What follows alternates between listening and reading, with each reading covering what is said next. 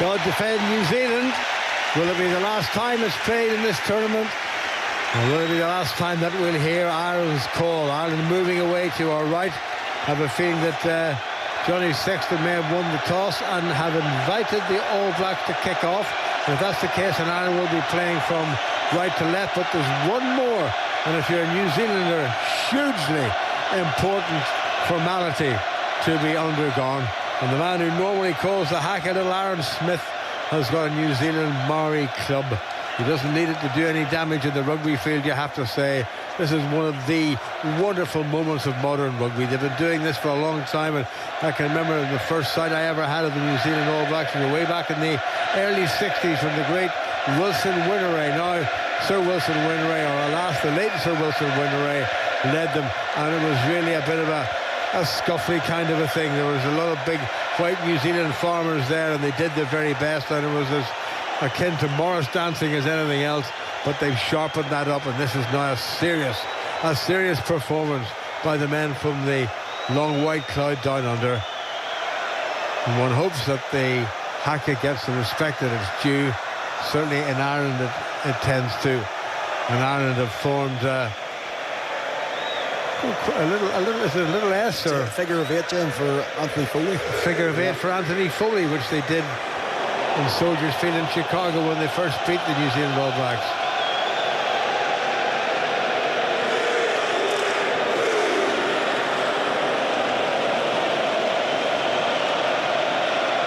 There are many different versions of this wonderful Maori challenge, and it's the first time the first time, I think this season's the first time, Chris, that we've seen the spear being brought into it.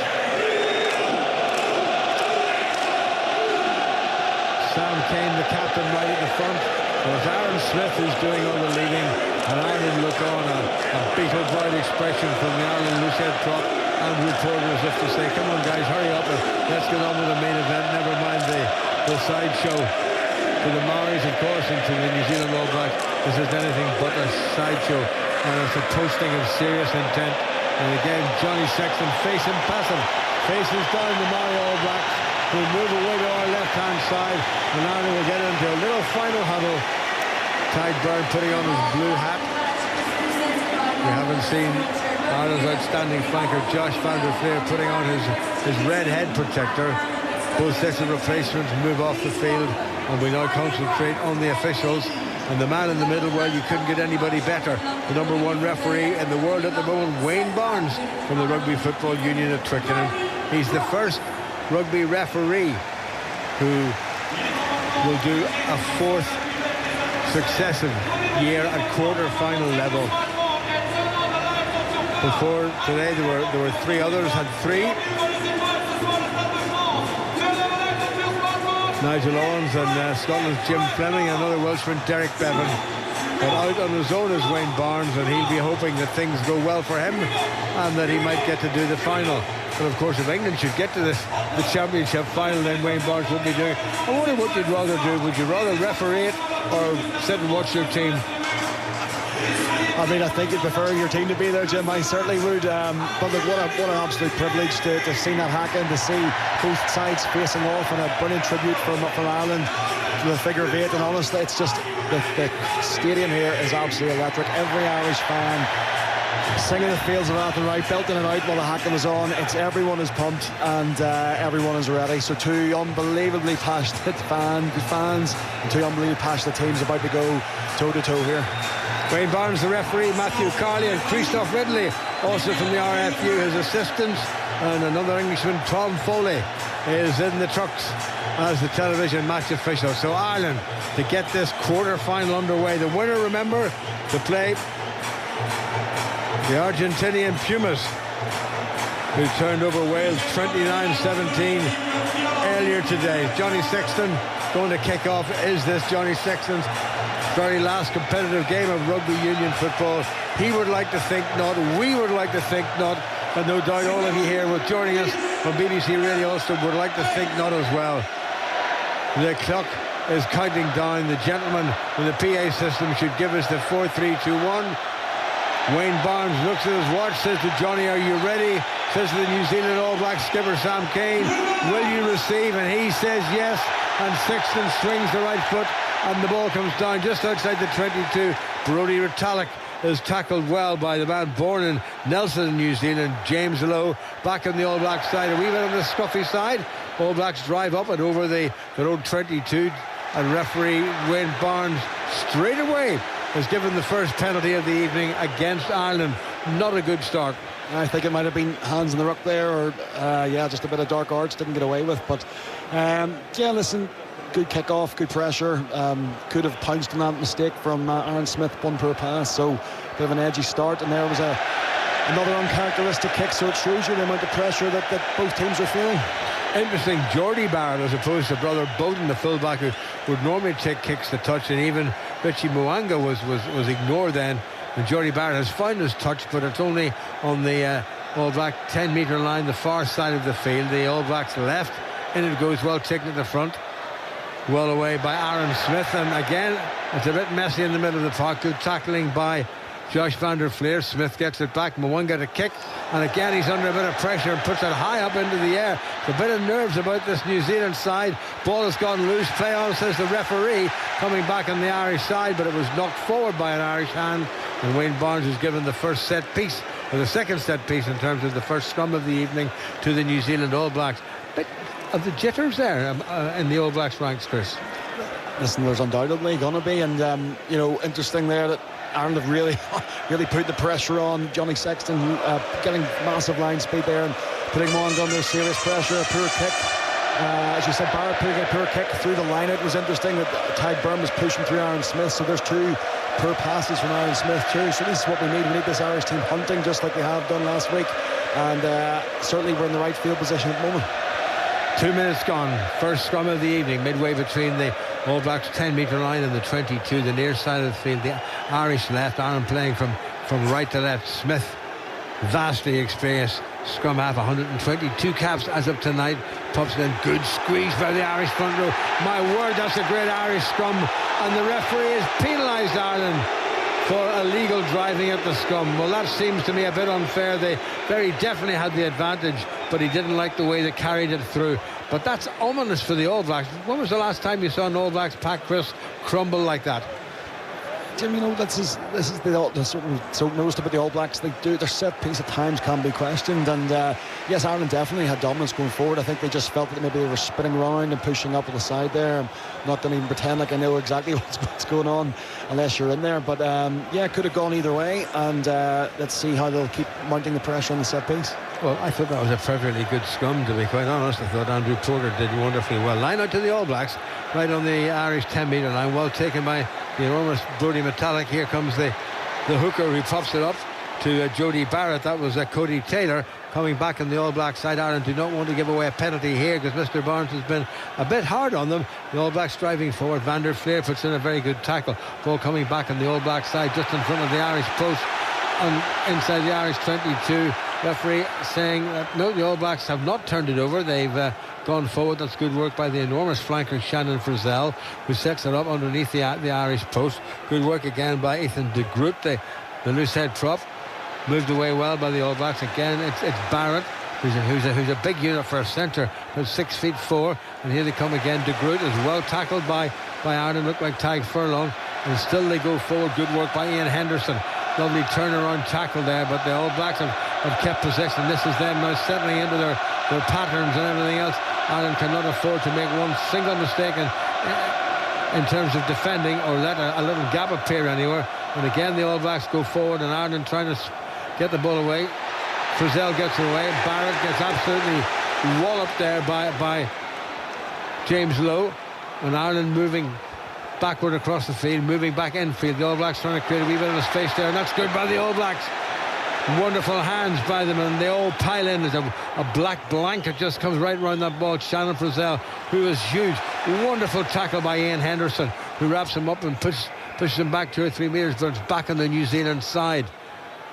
In goes Aaron Smith, and again the New Zealand tight forwards take it on. Smith takes it out, brings it to the open side. De Groot once again drops that shoulder, nicely presented by the loose head prop. Smith pops it up Here come the All Blacks. They're trying to go for it. Oh, Ireland went for the intercept there. There's no sign of Barrett getting away, and that was a good tackle by Gary Ringrose, but ball back on the All Black side. This is a huge amount of pressure, a bit like Ireland had to put up with against Scotland, but Ireland had scored at that stage. Still the All Blacks have it. All the pressure coming from the men from New Zealand. Lester Fawenganuka goes in as well, the wing to help. Shannon Frizzell has been busy, tackled half by Josh van der Fleer. No sign of the ball coming back. New Zealand still moving forward, and they're holding on to the ball.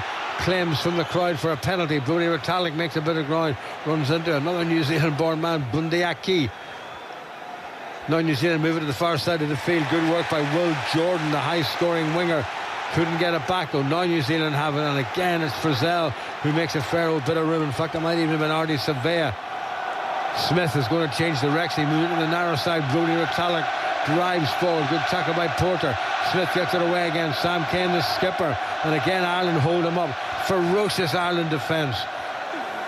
It's been absolutely wonderful, but still the men in black come forward, and still they return. They recycle the ball. Now they try to move it a little bit, but not very much indeed. De Groot is in there too. Tadhg Byrne is in there for Ireland. Referee's got the hand out for a penalty, and I can't see the All Blacks doing anything but go for the post. Crossfield kick. This could be dangerous, and it goes loose, and Will Jordan didn't get it, but they know that they'd come back for the penalty. Great Irish defending, Chris. They'll be cross about leaving, giving the penalty away. I think it was Tadhg Byrne maybe. Yeah, everyone can kind of take a breath. That was an epic sort of first couple of minutes, an arm wrestle with each other, and to be fair, I think you can probably sense it was something was going to have to give, and sort of a penalty, but ultimately it could have been worse, that crossfield kick advantage. So I think in an Irish perspective, great defensive set, look, this is going to be tight. We know it is. There's been some unbelievable carries from the New Zealand pack, Frizzell and Taylor, and they both teams have really went at each other there. So we'll take a breath and see where we go after this. Outside half, Richie Mwanga, the 29-year-old, plays his club rugby for the Crusaders and makes no mistake from close range. And we have played just over 7 minutes, almost 7.5 minutes, and it's Ireland 0 and New Zealand All Blacks 3. Yeah, gentlemen, look, it's been a good start in regards to some of our impact tackles. James Lowe, Big Henry, we've got some really good contacts and shots in. So, okay, 3-0 up for New Zealand, but hopefully Johnny gives us a great chance to go hunt this ball down and try get some territory on the right side of the pitch. Well, his kick-off kick was pretty good. Let's see if he can do it again. Plenty of people going to chase James Lowe. He's streaking down the left wing. It's taken in by the big centre, Rieko Ioane, and he sets it up just outside the 20. So Aaron Smith can't kick directly into touch because it's outside. He's trying to get the ball onto his left foot. No, he pops it up. Good driving forward by Savea, the number 8. In goes Retallick to help. Plenty of All Black shirts in there. Hooker Cody Taylor moves out into the middle of the park. Smith trying to get it onto his right foot, and he does just that. And he's wheeked it high up into the air, and it's all bouncing all over the place. And tap back on the Irish side, and that's well gathered in by Ireland. And they go to ground sensibly. Gibson Park has a wee look down the near side, but decides to move it. Henderson gets it away. Sexton Bundyaki gets caught on halfway, goes to ground. Wayne Barnes just having a good look. Now comes back on the Ireland side. Sexton moves it wide to the far side. And it's Ireland's right wing, Mac Hansen, who takes it up that far side. Ball coming back, and penalty against New Zealand. And Ireland worked very hard for that and deserved it. I think Surveyor just getting lying on the wrong side of the ball, and so I think penalty count on the breakdown. It's maybe 1 each, but what a pass from Sexton to find the edge. Pass accuracy. Guy Ringrose doesn't even have to break a stride. He just goes on with such pace. So really great attacking opportunity. And if we think back to when Ireland have been really good against the All Blacks, the maul has been such a weapon. It kind of won us the Test series in the last summer. So I hope here, we haven't really seen the Irish line-out maul really go for it. I really hope there's a solid maul coming up here and they can get some momentum. Great kick by Ireland's heroic skipper Johnny Sexton into the far corner, top left-hand corner, the New Zealand left-hand side. Ireland 6 meters away or 7 meters away from the New Zealand line, far side of the field. In it goes to the middle. tap back on the Irish side, just about no more. Gibson Park gets their way. Bundyaki has a go himself. Plenty of support from Josh van der Fleer. Now he pops it up to Tyg Byrne, tries to change direction. Gibson Park to get it away. Andrew Porter takes it on.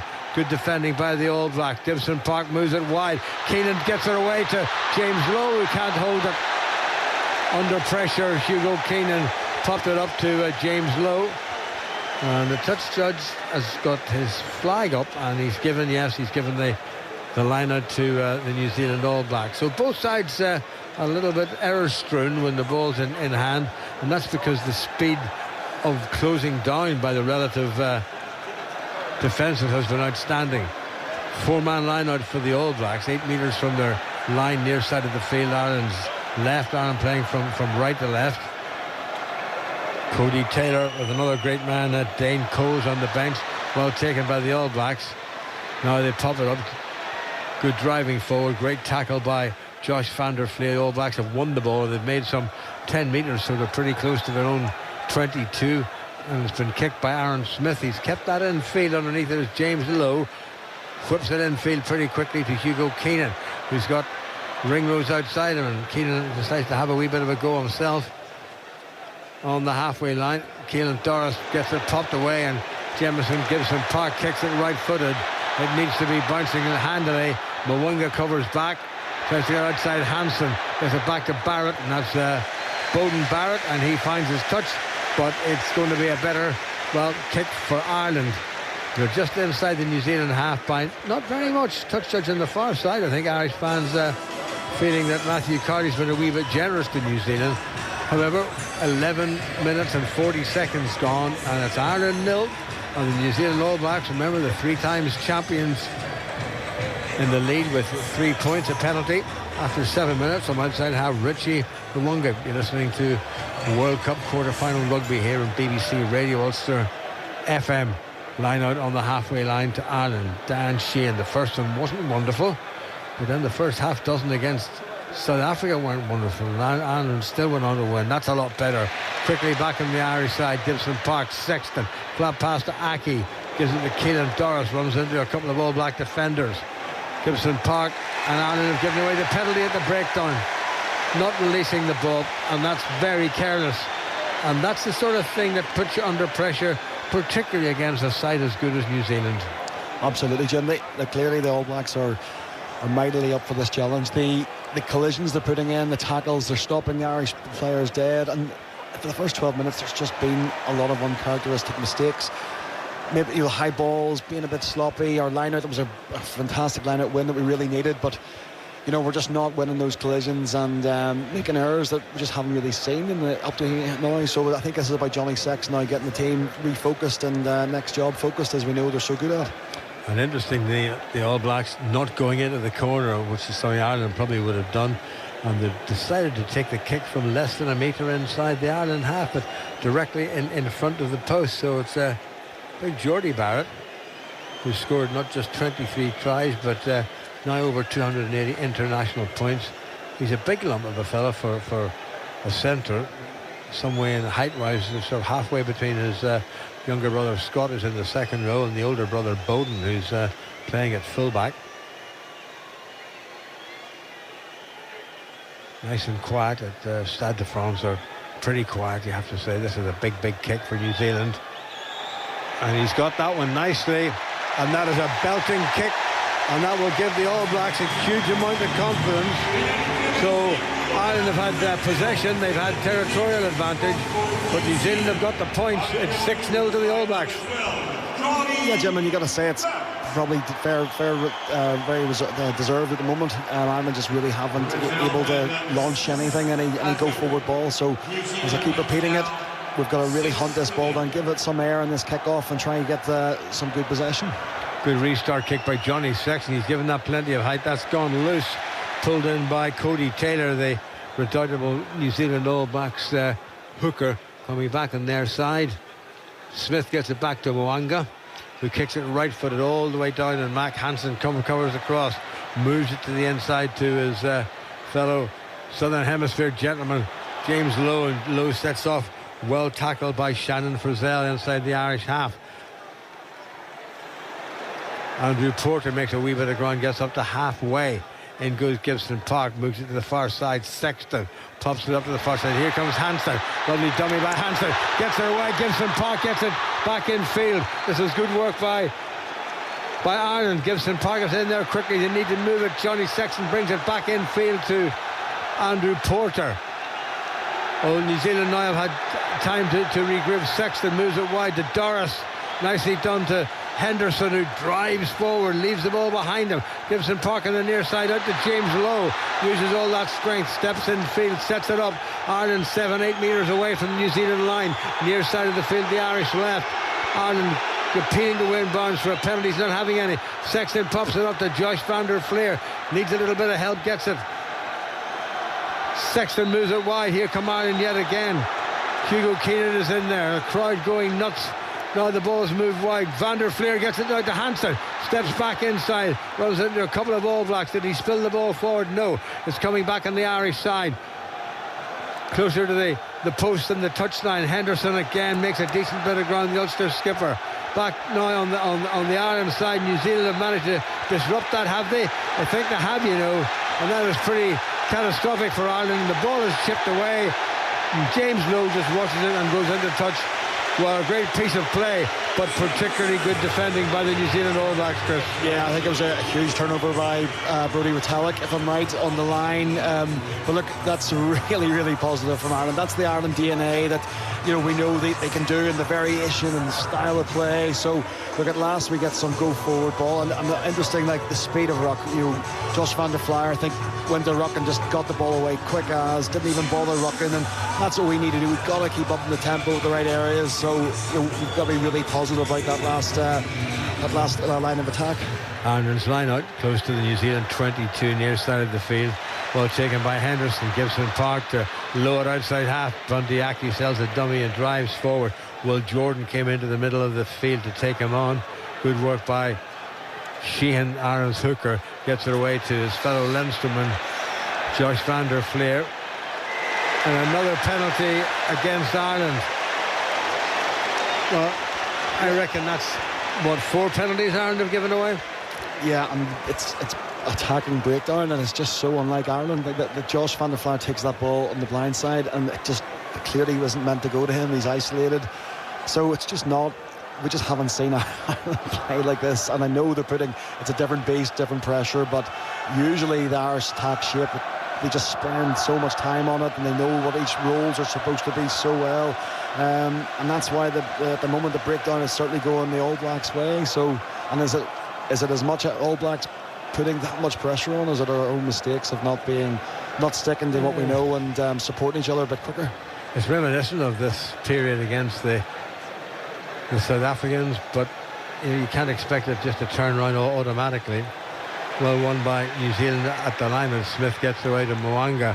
Sets it up, good defending by Ireland in the middle of the park, and Smith kicks. There's a couple of men charging down the middle of the field. Ireland have got to be clever here. James Lowe gets underneath it and is awarded a fair catch, and Wallace at left, but that's a huge kick by James Lowe. Goes all the way down into the New Zealand 22, where Mwanga whips it in field to Bowden Barrett, runs up to the 10-metre line. That's a clever little kick by Barrett. That bounces, it does bounce. Wonderful tackle by James Lowe, but there's a huge gap there. Now New Zealand have an overlap. Here's Geordie Barrett, and they get it out wide, and it's gone out wide. Oh, it's been spilled at the end, has it? Referee comes over, and I think he's given the try, and he has given the try, and the All Blacks have caught Ireland absolutely cold. Bowden Barrett, what a chip kick, to be able to see that space where the space is to put the ball over the top and regather, unbelievable. And the speed of the ball to get at the right area of the park, to see the space is, it was incredible. So yeah, this is Ireland now. It's up to Johnny Sexton, leaders, to regroup. We've been in these positions before. This is now a real big test of where we go now and how we get ourselves back into this game, because at the moment it is all the All Blacks. Well, there's a lovely interchange, and it was that I think it was the Lester Fanganuku got over, having taken the pass from his centre Rico Ioane. But a lovely piece of All Black play, but it all came from a piece of inspirational play from Barrett. And you know, it's with James Lowe putting in that kick, you know, that was an opportunity for us to really put the pressure on. It was so far down the pitch. You know, it was a bit of genius from the All Blacks, but we will be very disappointed with that we weren't covering that chip line. And fair play to them, they've obviously done their homework and seen a bit of space, and maybe it is a bit of Joe Smith-esque in that game plan. Moanga with a crucial conversion, little right-footed chip from the far touchline, and the touch judges look at each other and they nod their heads and they put their flags up. And well, not the start that Ireland wanted. No, Jim, not the start, but look, this team, as we keep talking about, the mental toughness, the leaders in this team, listen, there's a lot of rugby to be played here. We just, you know, we had a great patch, we just haven't been there 22, we've been on the line and we just haven't completed. Johnny Sexton restarts, Ireland trailing by 13 points to nil as we go into the second quarter of this game. A little bit of obstruction there by the All Blacks, and Ireland have got the penalty now. Does Johnny go to the corner, or does he take the 3 points that are on offer and close the gap to 10, Chris? I mean, I know if it was me I'd be taking the points here, but I honestly don't know Johnny's bravery, but no, thankfully he's decided to take the easy 3 on offer, and look, you have to, I think, right decision. Look, they're not this All Blacks team. That's a silly, soft penalty from them. They'll be disappointed. So both teams are definitely putting the pressure on each other and feeling each other out. And as I said, this will be a huge 3 points for Ireland to get something on the board. And Sam Kane having a word with a couple of his colleagues there, just a little bit of admonition there, telling them off about giving away such a soft penalty. That Ireland have given away a lot of penalties so far, and they gave away a softish try, but it was well taken. Wonderful chip by Barrett.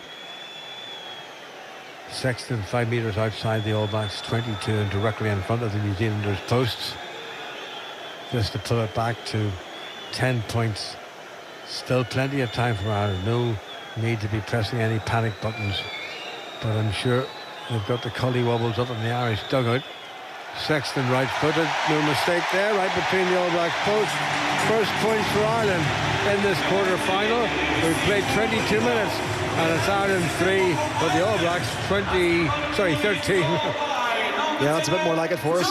We take those when we can. So look, this is now hugely important. Take the ball. How do we get out of this area of the park? So next job focus, really crucial.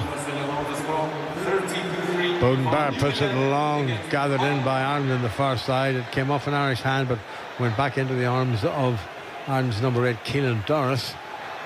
Gibson Parker's in there. He's not going to kick it himself. Sexton moves it wide. Here come Ireland on the counter. Flipped away nicely to Lowe, and Lowe gives it a wallop with that left foot of his all the way down to the New Zealand 22. Beauden Barrett gives it to Mwanga. Mwanga puts it high up into the air. Is there anybody underneath it? I hope there is for Ireland's sake. Yes, there is. Well taken in by Hugo Keenan. Goes to ground. A couple of All Blacks right over the top of him. Ball back on the Irish side inside their 10-metre line. Ireland bring it to the near side of the field. O'Mahony gets it away to Bundyaki. Bundyaki does what he does best and drives forward. Looked like his head was jolted back there. The crowd thought that. Andrew Porter takes it on. Ireland still inside their own half and 15 metres in from the near touchline. New Zealand not releasing in the tackle, and Ireland getting a penalty. And Andrew Porter gives Wayne Barnes a bit of a pat, as if to say thank you very much indeed. Why haven't you done that more often? But you can't really say that to a referee, certainly not a man like Wayne Barnes, who, as most people know, is also a barrister by day. So it looks like there's maybe there's a problem with the microphone. I thought they might have actually been looking back at that last ruck, because Johnny Sexton wasn't very happy.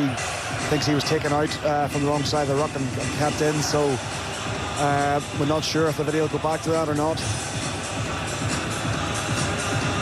Well, Bundyaki, could I say, reverting to type. So definitely, if you look at this one, Jim, it looks like a possible shoulder to the head on Bundy. Well, he's a man who could take a thump or two, but he shouldn't have to. He shouldn't have to, not an illegal one. So are they going to have a look at that? There's Christoph Ridley on the near side is the touch judge or assistant. And he's having a word with Johnny Sexton. I think he might want to have another look at that. And if that's the case, I hope so. The TMO, incidentally, is also from a member of the England quartet, Tom Foley. Do they think it's okay, Chris? Looks like they do. I think they're going to play on, but I know Johnny will be right in there planting seeds and demanding. And I know the Irish fans in the stadium, when we saw it, we thought it might have been worth a look at. And they're still, you can hear the noise now. Irish fans are making it known that we're not happy, but Wayne Barnes has decided that it's play on. Well, our French director is not giving us another look at it. The Sexton from inside his own half to kick for the near touchline, and that's nicely done. Just stroked very gently with the right foot, and it's given Ireland the line out about 5 metres inside, or 4 metres inside the French 22, the near side of the field. Ireland's left. 24 minutes just about played. Ireland 3, New Zealand 13, a gap of 10. Ireland will need to get a few points before the interval. You would like to think they don't want to leave it all until the last quarter. Oh, Shane's throw was very poor, was picked off. Back to the New Zealand side. Half charged down by Keelan Doris. Now where's that going? Ball has gone loose, and Ireland might have stolen that through Tadhg Byrne. Gibson Park on the narrow side. Oh, Ireland of 6s and 7s. James Lowe picks up the ball and drives forward. Takes on Richie Mo'unga. Ball comes back on the Ireland side. Gibson Park to the open side of the field. Henderson has to take it, but stays firm and lays the ball back nicely. Johnny Sexton now, the miss out. Tadhg Byrne, they get it to Josh van der Fleer, who's upended on the New Zealand 22. Back to Sexton, trying to create something on the far side, very nearly through. Sexton hacks it on. Here goes Sexton. New Zealand come back and dive, and that's going to be a goal line dropout for New Zealand. That was the closest Ireland have come to a try. Yeah, it's just still a bit scrappy, Jim, isn't it? Another line-out loss, so it's really, I don't know, we've been in these moments before in games, and you fix the problems on the pitch, and this is what they've got to do. Line-out attack's so important for Ireland, launching our plays, launching our mauls, and we're just not getting clean ball. Tadhg Byrne does really well to get the scraps and give us another chance, but the All Blacks at the moment in the breakdown are doing so well, whether it's legal or not, but they're slowing our ball up so much, causing us so many headaches. Mo'unga drops it out, caught by Ireland just inside the New Zealand half, up to Keelan Doris, who does a wee bit of a shuffle and then drives forward. Needs to get the body round and does. Quick release. Gibson Park to the open side. Tadhg Furlong. Haven't seen too much of the big fella. He set it up nicely. Gibson Park brings it to the open side of the field. Sexton changes direction. Ireland still moving forward. Have they lost possession? Don't think they have. Almost up to the 22. Gibson Park to the near side. Henderson, a little bit of a shuffle. Goes to the ground, steps it up nicely. Gibson Park changes direction. Out, here comes Sexton out to Bundyaki with a man to spare, but he has a bit of a go himself instead of giving it. But he's got across the New Zealand 22. Play on, says the referee. No, he's at the hand out for a penalty to Ireland, I do believe, and it may well go into the corner. There's another New Zealand handman in there. Looked like a deliberate knock on. Here comes Hansen. Hansen hops and skips and checks and runs a very nice arc to the far side, and the referee is still playing advantage. Ireland have got it out wide to Dan Sheehan, who drives forward. Ireland now within 10 metres of the New Zealand line. This is better stuff by Ireland. Doris gets it away. Here comes Hugo Keenan, very nearly through, almost through. 5 metres away from the New Zealand line. Gibson Park to the near side. Tadhg Furlong drives forward, support by his fellow prop Porter. Again, Ireland bring it to this near side. Josh van der Fleer. In comes Gary Ringrose. The two lengths are in together. Gibson Park looks left but goes right. Pete O'Mahony sets it up for Ireland. Gibson Park again. Sexton gets it away. James Lowe moves it wide to Aki. Aki steps back in field. Here goes Aki. Aki's going to score. Oh my word!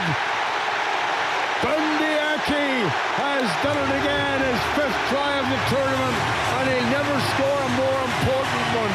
And Ireland kept the pressure on. They kept their composure. They knew where the support players were, and they finished it off in style. Jim, the stadium has just woken up there. Every Irish fan on their feet. Mac Hansen, so Bundy scores that try, has to do so much work to score it. Fantastic. But Mac Hansen, from nothing a few phases before, just stepped at Ione, made him look like plant foot. He just nearly fell over. It was amazing. He got no right to make a line break. And for Bundy, who has been time and time again Ireland's best player in this tournament, steps up and does so well to finish that try. This is such an important try for us.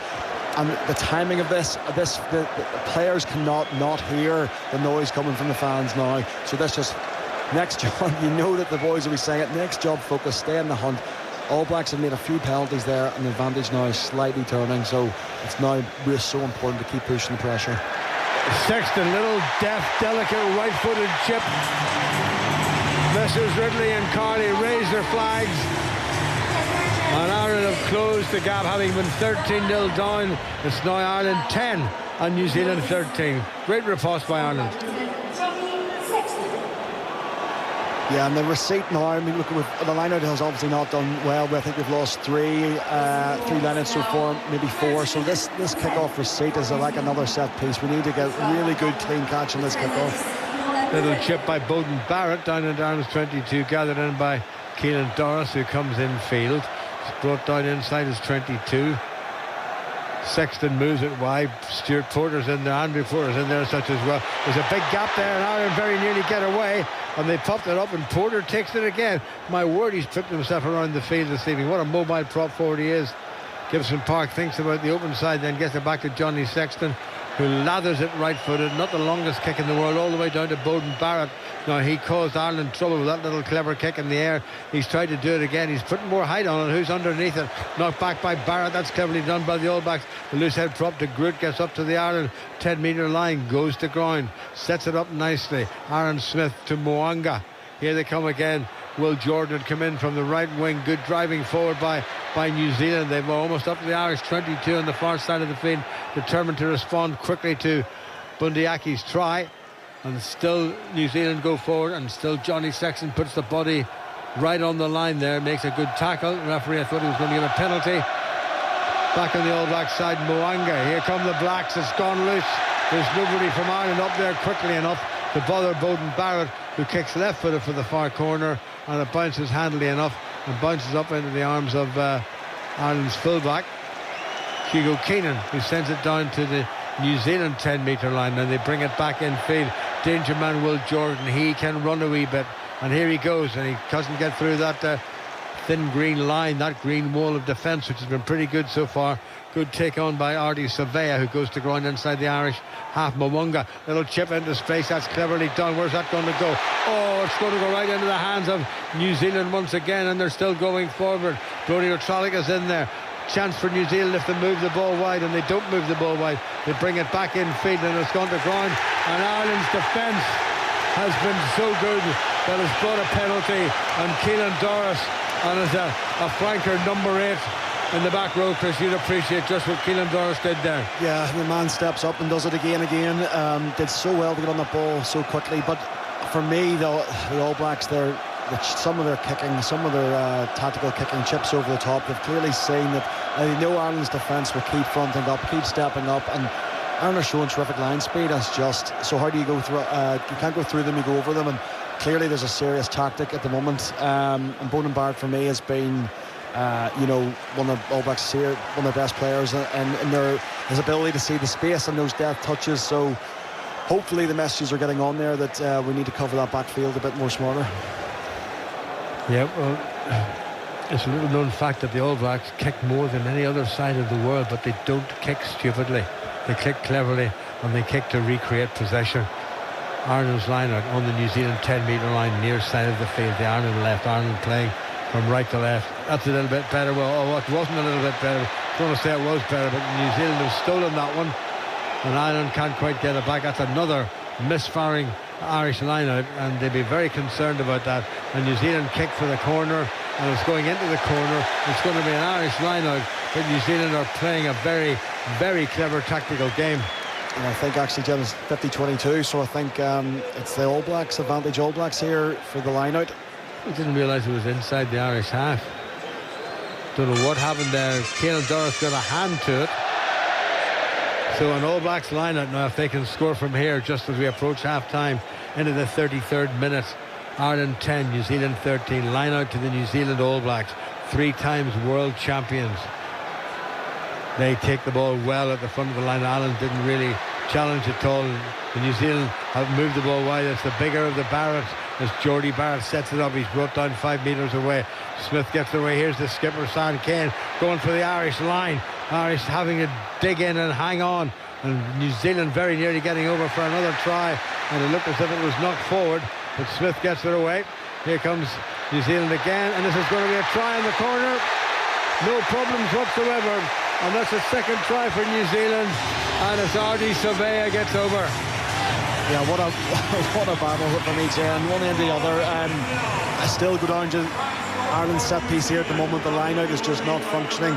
The All Blacks went the safe ball up the front. It's quite surprising. I'm not really sure why Ireland aren't trying to compete more in the air. We know at times of Peter Manny getting up, causing damage to other teams. So at the moment we're sort of letting the All Blacks have their line out, and it's fair play to the Kiwis forward pack. They've done their homework on us, and no doubt we're going to have to mix it up and maybe take some safer options at the front. Shot on screen of the inimitable Richie McCaw, former All Black World Cup winning skipper. That was a great finish in the corner by the massive Ardy Savea, 30 years of age now, 79 caps as of today, before start in this competition, and played 5 times in the 2019 World Cup. So 2 tries, doesn't matter how many tries you score as long as you win the game, because this now is knockout rugby. 2 tries to 1 for the New Zealand All Blacks, and they've got an 8-point lead, and if Richie Mwanga can pop this between the Irish posts, that'll go up to 10. Mwanga kicks, right-footed, no, not a good kick. So with about 5 or 6 minutes to go to the interval, Chris, 18-10 Ireland trail. Should they be worried? Listen, I don't think they listen. That we know it's you prefer to be the other way around, obviously, but I think, look, we know that this Irish team can score from anywhere.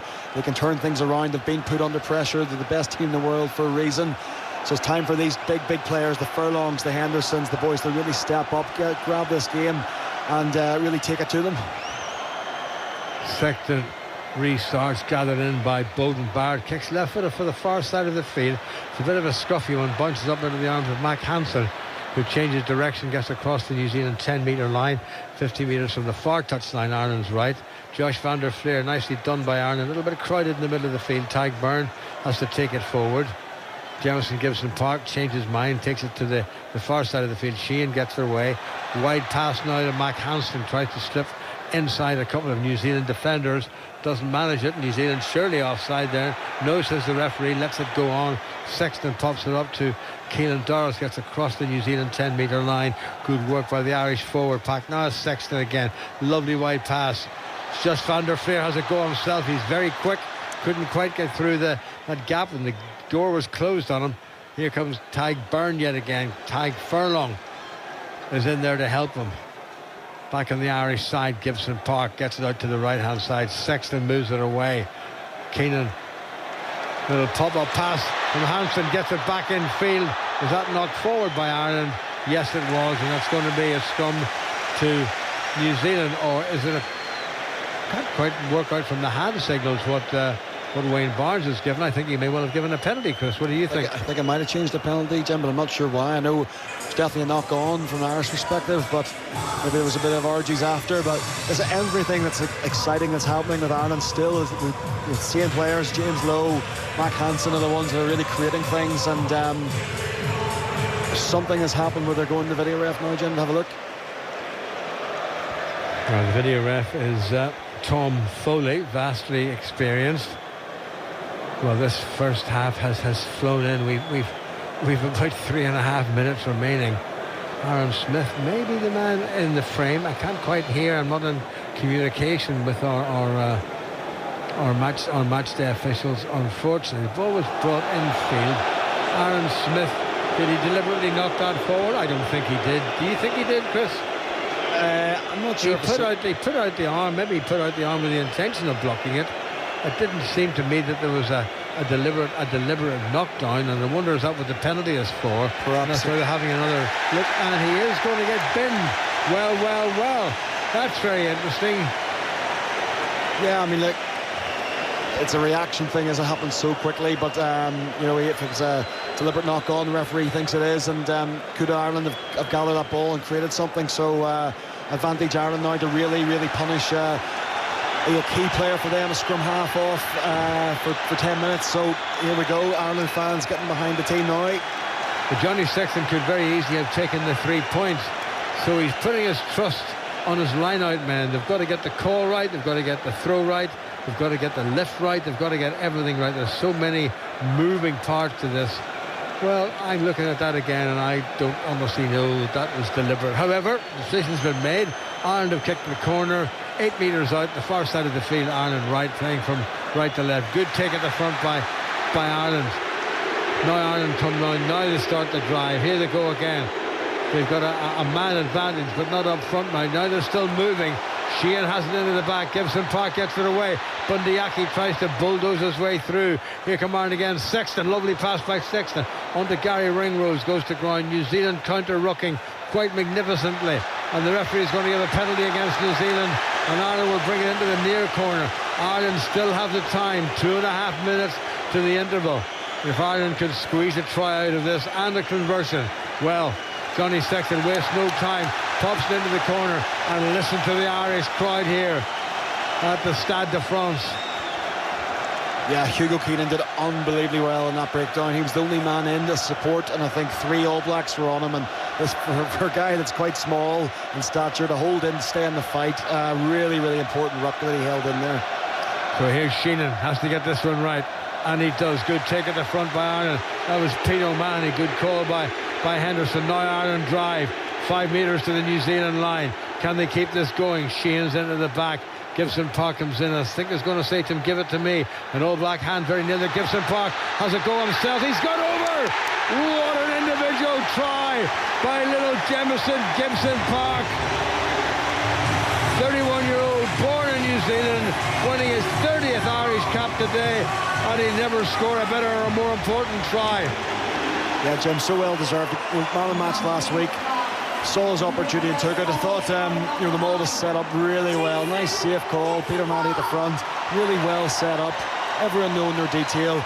And usually with the hookers in this Irish team, Shane at the back of that, you'd expect him to maybe hang in and go for it. But fantastic for Jameson Gibson Park, and it just shows you that one-man advantage with the yellow card.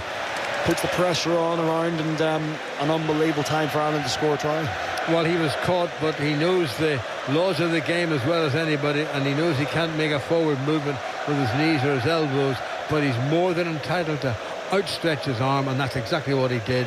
And he crossed the line, and he's left Johnny Sexton this conversion to close the gap to a single point by the interval, when Ireland at one stage were 13-0 adrift. They've come back. They've got another try. And Johnny Sexton with 1,100 and 5 points to his name. Right-footed. That looks lovely from up here. Down there, it's beautiful. Up go the flags of Christoph Ridley and Matthew Carley. And Johnny Sexton, Ireland's skipper, has closed the gap to a single point. We're into the last few seconds of the first half, and it's Ireland 17 and New Zealand 18. Yeah, big moment to score in any match, especially with a game of this magnitude. And yeah, listen, we are both teams, two quality sides here, and as we know, the smallest of margins. Well, what a game this is turning out to be. Restart kick by Bowden Barrett down at Ireland's 22, taken on by the excellent Keelan Doris, who drives forward, goes to ground on the 22. Gibson Park gets it away. Sexton lofts it up, a little flat pass to Porter. They get it back to Sexton, who knows it's half-time, and right-footed very casually puts it into the stand on the far side of the ground. And what a test match we have here. It was an amazing start by the All Blacks. 2 early penalties, one by Richie Mo'unga and one by Geordie Barrett. And then they got a very well taken try by wing three-quarter Leicester by Inga Anuku, which was converted by Mo'unga for 13-0. Back came Sexton with a penalty for Ireland, converted the Bundyaki try. Artie Sevilla got over, unconverted try for the Blacks. And if you've just been with us the last 2 minutes or so, a yellow card from Adam Smith put the Blacks under all sorts of pressure. Jamison Gibson Park squeaked over, and Sexton out of the Echo. 17-18, 1 point between them. I need a wee lie down, Chris. Yeah, Jim, so evenly matched. For me, the messages here at half-time, if we cover that backfield slightly better, especially covering those chip lines, and obviously the easy one is the set piece of game. We've got to keep on top now. I think it might have turned a bit. If we can get on top of those aspects, I think this is going to be a really, really exciting second half. I wouldn't be all that happy about the line out still, but there are shades of what happened against the the Springboks, and that the early lineouts were hopeless, and then they seemed to get it sorted out by simply varying things. Yeah, and maybe like those pushing the ball forward, chasing in front of those big second rows. The All Blacks clearly, look, they're a quality smart side for a reason. They've done their homework too. So usually in the second half you see Ireland competing in the air a bit more too, and that's what I think we really need to be getting up in the air in the opposition lineouts too. So look, such a fantastic 40 minutes, and Ireland's showing again they've weathered the pressure, weathered the storm, and have come back and pushed and pulled their own punch as well. So really exciting first half of rugby. Well, they say that you should score at least 7 points when the opposition are down to 14 men. Ireland have still got a few minutes of that yellow card sin binning for scrum half Aaron Smith, who I have to say I didn't think did anything wrong. But Ireland will need to score pretty smartish at the start of the second half.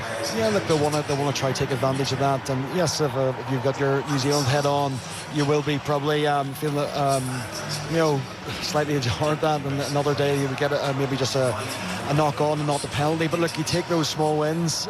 We need that bit of luck, a bit of change of momentum. And at the moment, I think, as I said, it's so evenly matched by both sides. What a privilege to be here to watch that first 40 minutes of rugby. Tough game to call. Can I call it? Yeah. Well, look, I'm still going to sit here and go, if we can keep Sexton on the pitch. I can't imagine. I think we'll be bringing on some forward reinforcements early, because I do think some are retired. But for me, this is a night we play Johnny, obviously, as long as we can, because we need him pulling the strings. Thanks, Chris. We both need a wee bit of a break. We'll be back for the second half. How could you possibly miss it? My word, this is Titanic stuff. Half-time at the Stade de France is Ireland 17 and former winners by 3 times, All Blacks 18.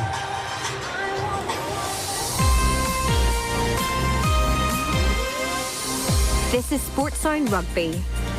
Listen live, on digital, online or on BBC Sounds. Well, that was exciting stuff, wasn't it? Craig Gilroy's here in the studio with me. We'll pick the bones through that first half shortly, but now with the time approaching 12 minutes to 9, let's pause for the latest BBC News. BBC News NI on Radio Ulster and on BBC Sounds. And I'm Tina Campbell. Good evening. The Israeli Prime Minister has told soldiers on the border of Gaza that the next stage of his country's defence is coming. Israel has been attacking the territory with airstrikes, which has killed thousands of Palestinians living in the territory. It's in retaliation to the killing of around 1,300 Israelis by Hamas gunmen last weekend. The Israel Defence Forces have issued a statement confirming that they're preparing for a comprehensive offensive in Gaza, as our correspondent in Jerusalem, Tom Bateman, explains. This would involve assets that they've got in place over land, sea and air. They talk about in quite a lot of detail the logistics operation, basically getting kit, ammunition, weaponry to the soldiers at the front line. They say that is basically done as far as they're concerned, but they're going to still need to get more to the troops. But I read this as them saying that they have most of their plans ready. 7,000 soldiers have been deployed in Paris and other French cities following the murder yesterday of a 57-year-old teacher at a school. The government says the killing was linked to the crisis in the Middle East. The attacker was a 20-year-old Muslim man of Russian nationality who was already known to the security services. Hugh Schofield reports. Nerves are fraught over the risk of Middle East violence spilling into France. So when there was an anonymous bomb warning at the Louvre today, the place was evacuated. A few hours later, the same thing happened at the Palace of Versailles. There too, visitors were told to leave. Yesterday's deadly knife attack in Arras was a brutal reminder to the country of its own recent history of Islamist violence. The big fear now is that if Palestinian death counts rise dramatically after Israel moves into Gaza, then there could be reprisal attacks against Jewish or other targets here in France. And at the Rugby World Cup at half-time in the Stade de France in Paris, the score is Ireland 17, New Zealand 18. And we'll return to our live coverage of the game in just a moment. Now, finally, here's Barra with your weather. It'll be mainly dry for everyone overnight and very chilly. Inland and away from the coast, temperatures could fall a few degrees below freezing in the countryside with clear spells, allowing for a slight frost. Not quite as chilly around the coast. Nevertheless, a cold start on Sunday, but it will be a lovely day tomorrow with plenty of dry and sunny weather, light winds and temperatures between 10 and 12 degrees. BBC News. On BBC iPlayer. Do I believe in clanking chains and bed sheets? No, but I believe what I experienced. I'm Danny Robbins from the BBC podcast Uncanny. This month, I'm bringing my paranormal investigation to TV for the very first time with 3 brand new cases. It would be so much simpler just to say it's a ghost, but I've got the world of science to back me up. Can these cases be explained, or could they really be uncanny? I don't actually believe in ghosts, but this truly happened. Uncanny starts this Friday on BBC iPlayer.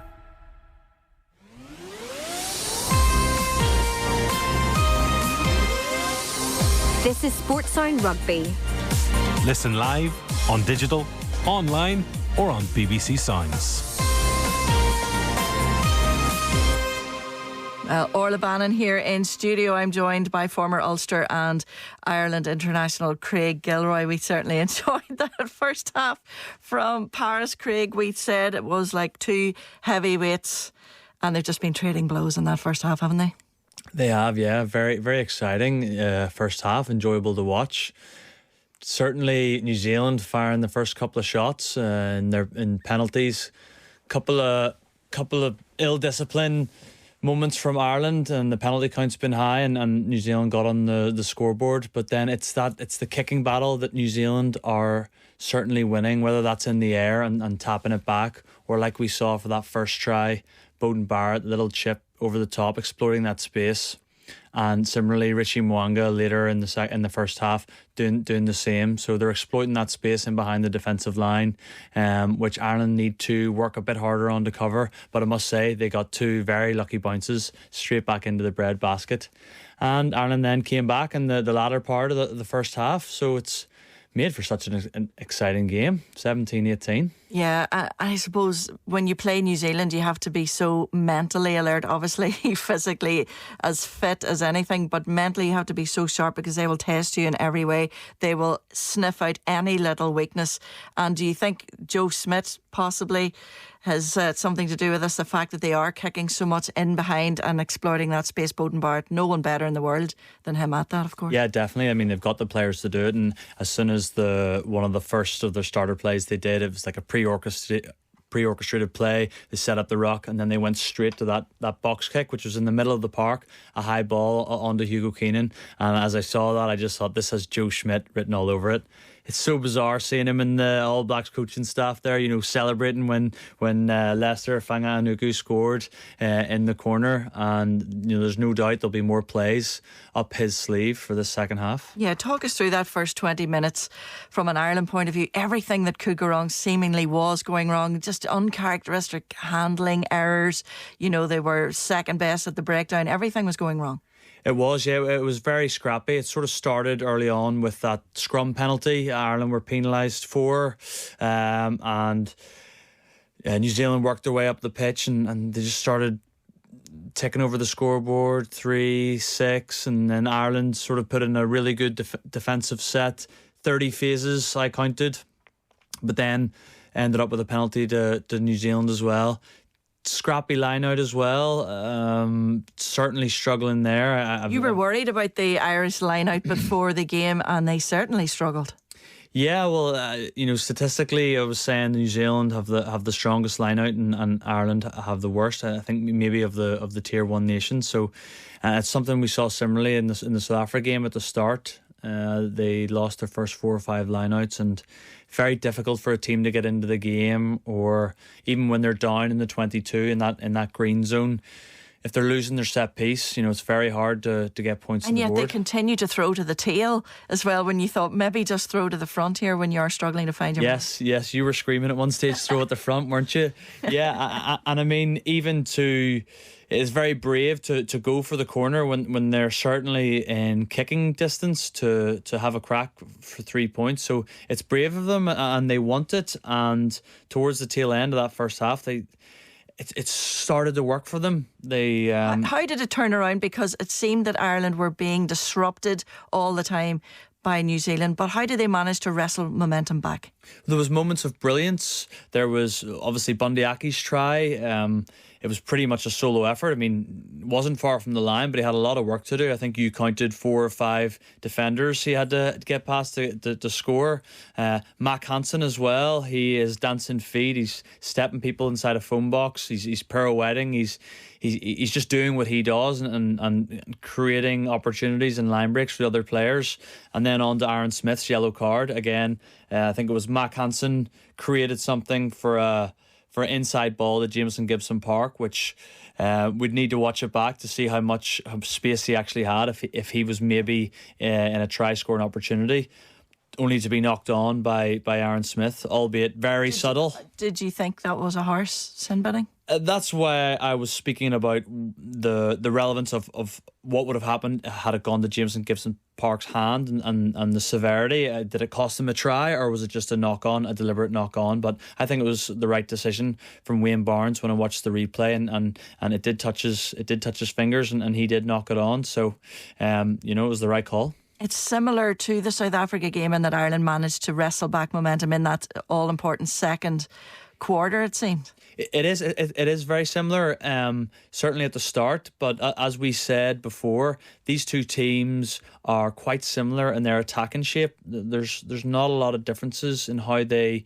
orchestrate their forwards and their backs play and to move the ball wide, and I think that's why we've seen quite a high scoring game. I mean, for Ireland New Zealand in the quarter final, I didn't think it was going to be 17-18 at half time, but these guys, these two teams, they're absolutely star-studded and they like to attack, and that's what they're doing. If anything, going back to the kicking battle, New Zealand have been quite lucky with yes, they're exploring the space and it's smart rugby, but 2 of those little dink kicks over the top and 2 very lucky bounces right back into the breadbasket, especially for that first try. And once they gathered that and Ireland were on the back foot, it was just simple hands. They didn't have to put anything special on it.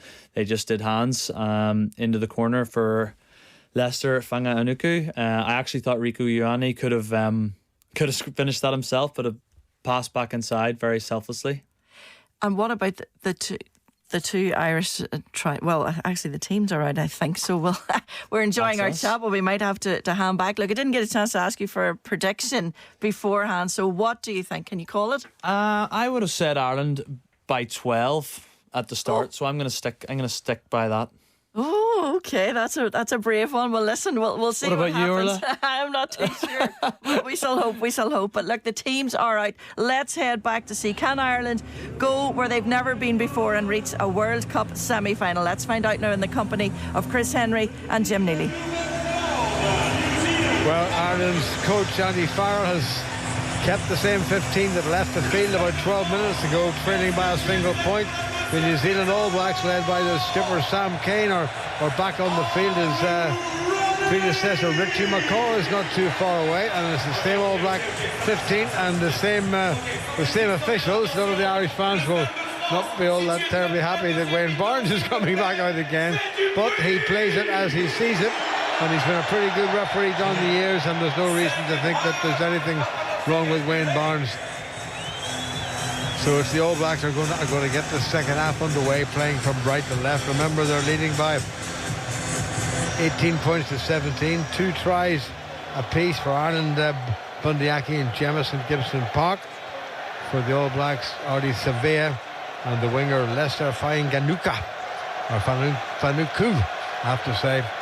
And for Ireland, a couple of conversions by Johnny Sexton and a penalty for New Zealand. The difference is they've kicked a couple of penalties and a conversion. So this capacity crowd has settled down in its seats. There's a few empty seats across from us because they haven't come back from the bar yet. But Bowden Barrett gets the second half underway, kicks it all the way down to Bundyaki, who steps back in field and gets up to the 22. A good target to base his forwards round. Coming back on the Irish side to Jamison Gibson Park. Peter O'Mahony was out in the wing and decided to come in to make an extra little part of the caterpillar to allow Gibson Park a free kick. And he kicks right-footed. That's a dinky little kick.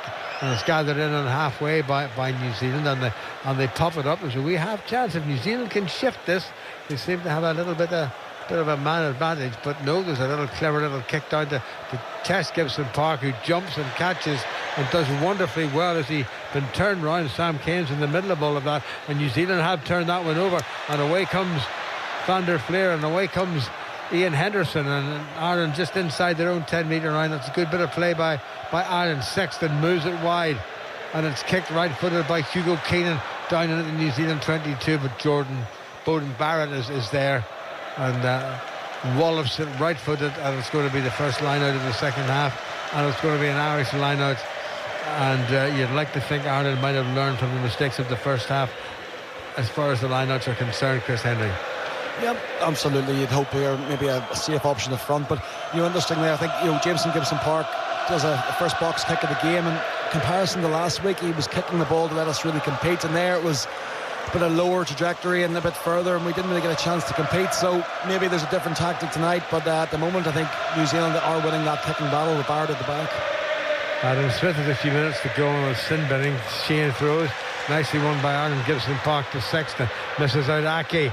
Doris, Hansen's in the line. He decides to kick. That's appalling. It's gone loose. New Zealand All Blacks have got on Ireland. Very lucky that New Zealand didn't make a little bit more of that. It wasn't the greatest kick in the world and difficult to deal with. Wayne Barnes is having a good look at what's going on the ground. New Zealand have won the ball back and try score. Surveyor drives forward up to the halfway, brushes off Tyke Byrne. Mwanga in the scrum half and put high up into the air by Barrett.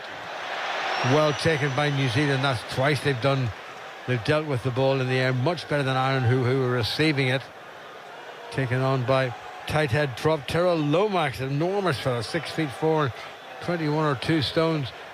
Back to Geordie Barrett, who kicks right footed down into Ireland's 22, far side of the field, and Ireland do the sensible thing. Keenan calls for it, makes the fair catch and kicks, doesn't find touch, brought back in field. One Barrett to another. Geordie to Bowden. Bowden runs up to the halfway. Another little chip kick in a bit of space. Who's underneath it? Looked like Ireland were blocked there. Play on, says the referee. Tyke Byrne drives away over the 10-metre line. Now Ireland get it away. Sheehan, Sexton, nicely done. Flipped out wide to the near side to Hansen. Little chip by Hansen. Was he half blocked? The crowd thought he was, but the ball bunches and goes into touch. And the Ireland have lost possession, Chris. Most importantly, they've got the territory back. Yeah, a bit of pressure now on the All Blacks, and as I said, I really hope that Ireland get in the air and contest, and Luke Hansen puts in a nice kick, and the pressure now is certainly on the All Blacks to win this ball. 3.5 minutes played in the second half in this absolute thriller, most crucial game Ireland have ever played in their history of rugby football unions. It was way back when they played England at the Kennington Oval in February of 1875. And I have to say, dear listener, I was not there to commentate on that, despite popular rumours. Ireland's line out just inside the Blacks' 22, near side of the field, Ireland's right. Dan Sheehan, ball held above his head. Doris has gone to the front of the line out. That's well done by Ireland. Good call by Ian Henderson. Now Ireland get away. Gibson Park to Ake. Ake's gone back to the type in this game so far. He's just driving forward. Little kick by Gibson Park. That's a clever kick. O'Mahony's underneath it. He jumped it. He knocked it forward. The ball has gone loose. I think O'Mahony did knock the ball forward, which is very unfortunate because he did have the height advantage, but just couldn't quite get the body round in the position to receive the kick. And it was a very good kick, Chris. Jim, I think it's the smallest of margins in this game, and one moment of brilliance, one moment of an error could be the make or break for this, and such a good variation for Ireland's attack. Other games you'd see Ireland just be happy to sit there and build the pressure, but with the man off advantage they thought they'd go for the set piece move, and just unfortunately it was so close, such fine margins. Aaron Smith on our little screens beside us waiting to warm up.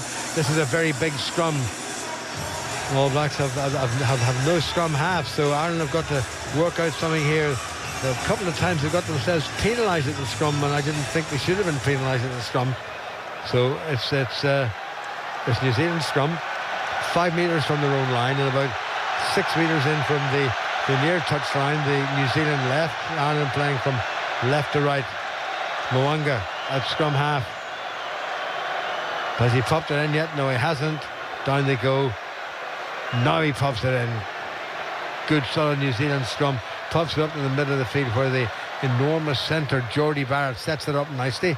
They're trying to get it back for somebody to do a relieving kick, and the man to do that is Beauden Barrett, and he kicks right-footed and he finds his good touch, and Hansen takes it quickly, gets it out wide, spun wide nicely for Ireland. Nicely done. Gary Ringrose cuts back infield. Gibson Park, nicely done. Sexton, Aki sells a dummy, steps back infield, gets away from a couple of would-be All Black tacklers. Gibson Park moves it away. Van der Fleer, Sexton, wide pass out to James Lowe out in the 22 on the far side of the field, loses his footing, but most importantly he keeps the ball coming back on Ireland's side. Van der Fleer pops it up to Andrew Porter, who's unceremoniously dumped in the seat of his pants, but Gibson Park, who's been terrific, is in there again, and here goes Tyg Byrne. Little chip for Dan Sheehan to chase. Now can it bounce kindly for Sheehan? Oh, he got one finger to it and maybe two fingers to it, but not enough to control it. But Ireland twice have been very close to little dinky cross-field kick tries. Well, Jim, so close, and you put a safe bet on if Sheehan gets that ball cleanly. He's running that in, the speed and athleticism he has. But look, Ireland are really testing the side now. The energy, you get back Ireland's fitness that's shown it time and time again. They just have to keep sticking to their game, sticking to the system, and Ringrose there did unbelievably well to support back from the kick to let us have a real good counter-attack. So look, they are working so hard for each other. The fitness and the belief that this Irish team have, they just got to keep on fighting for those small inches. Aaron Smith back on the field, so it's 15 men apiece. In terms of match points, it's Ireland 17, New Zealand 18. It's a New Zealand scrum 10 metres from their line, 5 metres in from the near touchline, the Irish right. Big scrum, this another one. Tyg Furlong up against the enormous Ethan de Groot, who's a massive man, even bigger than Tyg Furlong if possible. Smith with the ball in both hands. Down they go. Smith pops it in. Good strike by Cody Taylor. Ireland get a great squeeze in the scrum. And again, Ireland, instead of being rewarded for putting on a big high-pressure scrum, get themselves penalised. Now, what is all that about? Andrew Porter incandescent with rage. Yeah, Jim, incandescent with rage. To be honest, where I'm sitting, Jim, as well, I just don't understand it. I thought that Irish pressure, so much pressure coming straight through the middle, and I'm not actually sure what he's going for. Well, the New Zealand front row came up, and maybe he's thinking that it was the Irish front row. You're not allowed to lift your opposite number up in the air. And you know, in the old days, you could nearly get a match winner's medal if you did that. And you see it so many times, don't you, when a team on their own 5-10 metres up from your line, trying to really attack it, but then the penalty goes to the advantage side, to the defending side. So I'll be really disappointed with that outcome. Ireland's line out midway between the halfway line and the New Zealand 10-metre line, near side of the field. That's gone long. That didn't look altogether straight, but the referee's saying play on. Not doing Ireland any favours, Wayne Barnes, but then he probably doesn't think he has to. Good drive by New Zealand up to the halfway line, and Ireland are trying to dig in. New Zealand have got up to and across the halfway line. That's the best piece of concerted forward play we've seen from the New Zealand All Blacks this season. Now they're bringing it to the near side of the field, where they're very quick. Good covering tackle there by the loose head prop himself, Andrew Porter. Again, New Zealand pop it up. It's their versatile hooker Cody Taylor sets it up inside Ireland's 10-metre line. Ball coming back on New Zealand side slowly. Geordie Barrett makes a little bit of ground, well tackled by Tyg Byrne. Brodie Retallick, I haven't seen very much of him. Andrew Porter missed that tackle. New Zealand made a little bit of ground down the narrow side, and now they make ground down the narrow side as well, looking to try to squeeze a penalty out of Wayne Barnes, which they've done on quite a few occasions so far. Rieko Ioane set it up, and now again the All Blacks move it. This is better stuff from them. Good tackle on the enormous Frizzell. Here comes Aaron Smith, has a wee go himself, and Aaron shut the door on him, but they're on the front foot now, the All Blacks. Scott Barrett stopped in his tracks, but the pick up and the drive in the narrow side, physical stuff from the New Zealand All Blacks, I should expect. They can do the beautiful stuff, they can do the brutal stuff, and at the moment it's the brutal stuff. Smith to the narrow side. Good defending by Ireland, pushing the All Black back rower back to the 22. In goes Aaron Smith, whips it to the open side of the field, taken on by loose head prop Ethan de Groot. Back on the New Zealand side, Smith gets away to Moanga. Here come the Blacks again, looking for even half a gap. Good tackling by Ireland, done by skipper Johnny Sexton. And Ireland has stolen it. There's a great chance if they move it. He has to give it. Pass by Aki, but it's away. Here come Ireland down the far side. James Lowe gets across the 10-metre line. Ireland need people in there to help, and they have got them now. Gibson Park gets the ball away. Here comes Hansen, pops it up to Tadhg Furlong, who goes to ground. Ireland inside the New Zealand 10-metre line. Gibson Park to the narrow side. Chance now for Ireland. They can shift this. This is better stuff by the boys in green. Here comes James Lowe down that far side inside the 22. Gibson Park, Ringrose. Good tackle on Keelan Doris, but Gibson Park is in there quickly. Johnny Sexton pops it up, bit of a dummy from Ireland on the drive forward, only 10 metres away. Now they get it out to the far side. Good tackling by New Zealand. Gibson Park wants to bring it to the open side, and the referee has given a penalty against Ireland for hanging on the tackle, and all that good work comes to nothing, and the gap after 11 and a half minutes of the second half remains at 1 point. Well, Jim, the ebb and flow of this match is just incredible, and the effort that's going in from both sides. What a defensive set. What unbelievable carries from the All Blacks. We've seen Porter getting more involved. We've seen Tadhg Burn. We've seen Van der Flier. To defend that long, to then pounce on the counter-attack was just absolutely outstanding. And then the counter side of that, the ability for the All Blacks to get back and scramble. So both teams are fighting so hard. But what probably a missed opportunity for us to really, we saw the space and we really went for it. So it's just a shame that the All Blacks did so well to get back and really poaching that ball. And the All Blacks have kicked the ball downfield, and Tadhg Furlong is coming off, interestingly. I don't know whether there's an injury there, but Finlay Beelan has come on. Furlong gets the pat in the back from the Irish team manager. McCarney. It's going to be a New Zealand line out away from the other side of the field. The touch judge Christoph Ridley is having a word with New Zealand hooker Cody Taylor, and the referee is having a word about the gap in general. They've squeezed everybody up to the front of the line out, 4 apiece.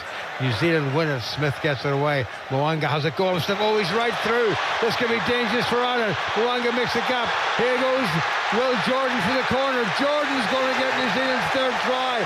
And how conclusive is that going to be? The first time Ireland missed a tackle from set piece, and they set New Zealand away, and the most wonderful try has just been scored. Yes, Jim, it just shows this New Zealand side can score from anywhere, and to score from set piece, there's definitely been a miscommunication, a big error in the man marking here, and they'll be really disappointed. Just really soft. I think it was just maybe inside the connection between Van der Flier and Shane, and the fact we didn't even go up in the line out to contest, to put pressure on as well, that they'll be really disappointed to not do better in that first defensive set. Paul O'Connor will not be happy with the line out this evening, one way or the other. But it was a wonderful little dummy, and Moanga got inside Josh Van der Flier because there was nobody else there, and the pass from Moanga to Will Jordan was absolutely wonderful. And he has scored now 28 tries and 29 appearances for New Zealand. Yeah, he knows how to find the try line, and look, Moanga did unbelievable there to just take the ball so flat the line, and just a really smart attacking that fringe. So look, they'll really want to tighten that up when the All Blacks do get the launch again. But I would just really love to see Ireland especially maybe get in the air a bit more in these lineouts at them. Conversion attempt from the far touchline from Jordy Barrett as he brought that in. Oh, that's an absolute gem of a kick. That really is a morale boosting kick, because all of a sudden from being 1 point adrift, Ireland are now 8 points adrift. It's Ireland 17 and the New Zealand All Blacks 25, and Ireland have a lot to do, Chris. Yeah, Jim, these Barrett brothers are pretty special. Both of them have had Jordy and Bowden have had serious influence in the game, and that was a huge kick, a massive 2 points for the All Blacks. Johnny Sexton, right-footed, kicks to the far side of the field. The Ireland left. All Blacks take it in. What Ireland must not do is drop the concentration level, and assuming the All Blacks will do that, because that's not going to happen, and New Zealand get it back to fullback Bowden Barrett, who finds a half-decent touch midway between the New Zealand 22 and the New Zealand 10-metre line. Away over on the far side of the field, the Irish left. Ireland have plenty of time. They have 25 minutes to pull back this game, and they can start with a good line-out, and the line-out has not been good. Just let me remind you that wearing number 18 for Ireland, Finlay Bealham, has come on, so they will probably miss the massive presence of Tadhg Furlong. Ireland do win the line-out. Sexton gets it away flat to Aki. Little chip kick through for Mac Hansen to chase, and Hansen gets back, and Ireland and New Zealand get the ball away, and that's a good bit of play by fullback Bodenbauer, using all that experience and all his box of tricks. And Ireland may well have put him down and held on to him, but they didn't, and it looks like Mac Hansen has got himself injured in that, and that would not be so good at all. Ireland have got Jimmy O'Brien, who may come on for his first World Cup game. Hansen was suffering from an injury, a foot injury early on in the week, and I'm looking down to see if Jimmy O'Brien is warming up. I think he's down below us wearing number 23, and they're not messing about with Mac Hansen. It looks like Jimmy O'Brien is going to come straight on, so it's not going Ireland's way at all, Chris, is it? Yeah, Hansen looks sore now. Maybe he's hit the same, I think it was his calf from last week, and maybe he's hit the same calf, and look, he's had a really busy night, obviously. Perhaps maybe it wasn't a chance to keep the ball in hand and build the pressure and put our faith in Ireland's ability to build phases in that right zone, because we have put a few reckless kicks that that we probably wouldn't be used to. We're trying to really keep the ball and build phases, but Hansen certainly looks like he's in pain here. Jimmy O'Brien, a real quality operator. Big, huge moment to come in a one of the biggest games in his career, obviously, or the biggest game. But look, this guy's been there and done it with Leinster. He's won trophies with Leinster. He's coming on here full of confidence, and I'm sure he'll want to get stuck in early. So the unfortunate Mac Hansen is leaving the field, and Jimmy O'Brien comes on for his 8th Irish appearance, his first in this World Cup, which means that at least he's played, capped by Ireland at under 20 level no fewer than 8 times. So he's been a real high performer all the way through his career so far. So he's on the right wing wearing number 23. In the meantime, play will continue with a line out to Ireland just outside the New Zealand All Blacks 22. Henderson has called it, and he's called it to himself, and that's the right thing to do. Sheehan comes running around. Here comes O'Brien. First touch, and has a little go himself and sets it up nicely. Gibson Park loves it wide. Oh, very nearly an interception. In fact, it was an interception by Aaron Smith, and Ireland lucky to get away with that, because the ball was just falling away from him, and he spilled it, but he didn't spill it forward.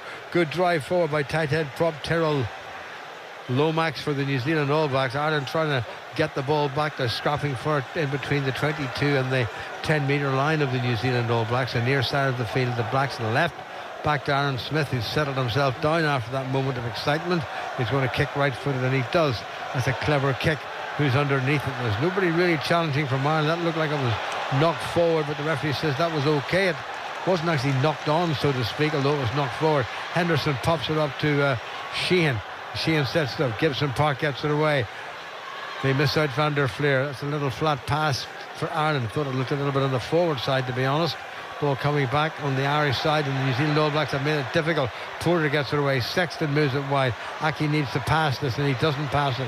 He thought about getting out of the back of the hand and changed his mind about that as well. Gibson Park on the near side. James Lowe almost got away across the New Zealand 10-metre line, where he was half tackled by Fawanga. New Zealand digging in. Ireland still stuck in around the middle of the field, looking for a wee half break. Gibson Park to the left hand side. Sexton moves it away. Little pop-up pass from Hugo Keenan to Josh Van der Fleer. Ireland across the 10-metre line. There's only one Irishman on that far side, and the referee Wayne Barnes has given a penalty to Ireland, and we better not be too unfair and don't say that it's about time. So Johnny's decided to go for the points here. Jim, at one stage I thought he might have gone down the line knowing his history, but yep, right decision, take the 3. I think the All Blacks, I think at the moment, kind of have to be a bit careful. They've given quite a few penalties to break down. They are doing so well at hunting it down, but hopefully hopefully that's Wayne Barnes maybe making a statement, because when Ireland get front football, quick ball, we know that's when they're so dangerous. So hopefully that's Wayne Barnes planting the seed to maybe make the All Blacks not push the boundaries just as much. Well, Ireland's going to make 2 more forward replacements. Young Joe McCarthy is going to be coming on, and nearly 10 years old now, and Jack Conan is going to come on as well. So it's going to be interesting to see who relieves the field. In the meantime, it's all eyes with 18 minutes in the second half gone on Johnny Sexton, who's closer to the New Zealand 10-metre line than he is the 22. And about 18 metres in from the far touchline, little right-footed chip by Johnny Sexton. Oh, and Johnny Sexton has missed it, and Ireland could have done with those 3 points. So Ireland's task is not going to get any easier. We haven't seen the replacements brought on yet. Wayne Barnes is saying, yes, bring them on. New Zealand haven't made any replacements yet. So McCarthy's coming on for Henderson, which is interesting. And Conan is coming on for Peter O'Mahony. I think it's Josh van der Flier. Josh van der Flier, yeah. So interesting. It will be interesting to see who then calls the lineouts here, Jim, because obviously Ian Henderson was calling the lineouts, would be their main lineout go-to man. So perhaps it could be Peter Manny who might be taking the charge in that, but time will tell. Well, no better man. Long kick down, gathered inside his 10-metre line by Keelan Doris, who runs and straightens, is put to ground by Cody Taylor. Gibson Park pushes to the open side. Tangburn gets it away. Sexton Aki couldn't get the pass away, but keeps the ball in his possession and goes to ground on the halfway line. O'Mahony drives up to that halfway line, can't get across it. In goes Gibson Park. Sexton gets it away wide.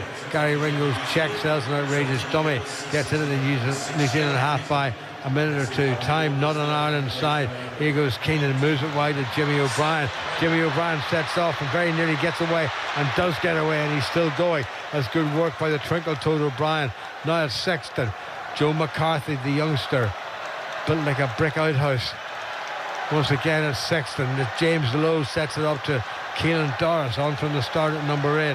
Ball comes back on the Irish side. That's nicely done. McCarthy picks it up and holds off a couple of All Blacks and is strong enough to go to ground and set the ball up nicely. Sexton, little flat pass. McCarthy takes it on. In goes Gibson Park. Little chip and chase by Johnny Sexton. He wasn't taken out, was he? And the All Blacks have called for the fair catch, and that was very cleverly done. Was there a wee touch of desperation about that, Chris? I think so, Jim. I think John would be a bit disappointed. We could have kept the ball there. Some guys really put their hands up to carry. Joe McCarthy making 2 really good carries. O'Brien out in the wing, desperate for the ball, made a fantastic carry getting around his man. And Jack Conan. So the guys come off the bench as you'd expect, and as we've seen time and time again, they're trying to come on and really add some oomph and get some go forward. So look, let's hope that the ball finds their way to those guys who are fresh. And I think another sub is Conor Murray's just coming on the pitch as well. Again, probably a pretty smart decision, and the guy with how many years of experience, he knows what's at stake, and a cool, calm head to come on the pitch, and another leader for Ireland. Well, Gibson Park has put in another very decent shift for Ireland, getting the ball away well, kicking well, and scoring a crucial try. But Ireland have a lot to do. They're trailing by 8 points, and we are now into the final quarter of this game. Good take of the line out by Ireland. Murray whips it away to Sexton. The miss out Aki.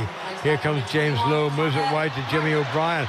Jimmy O'Brien sells a wee dummy, steps back infield, well taken by Bowden Barrett.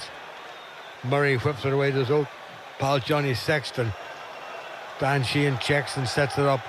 Murray gets away his Sexton. He's got it back into place again. Ringrose now to Bundyaki. Bundyaki's been well policed by his fellow Kiwis, because he is a Kiwi by birth.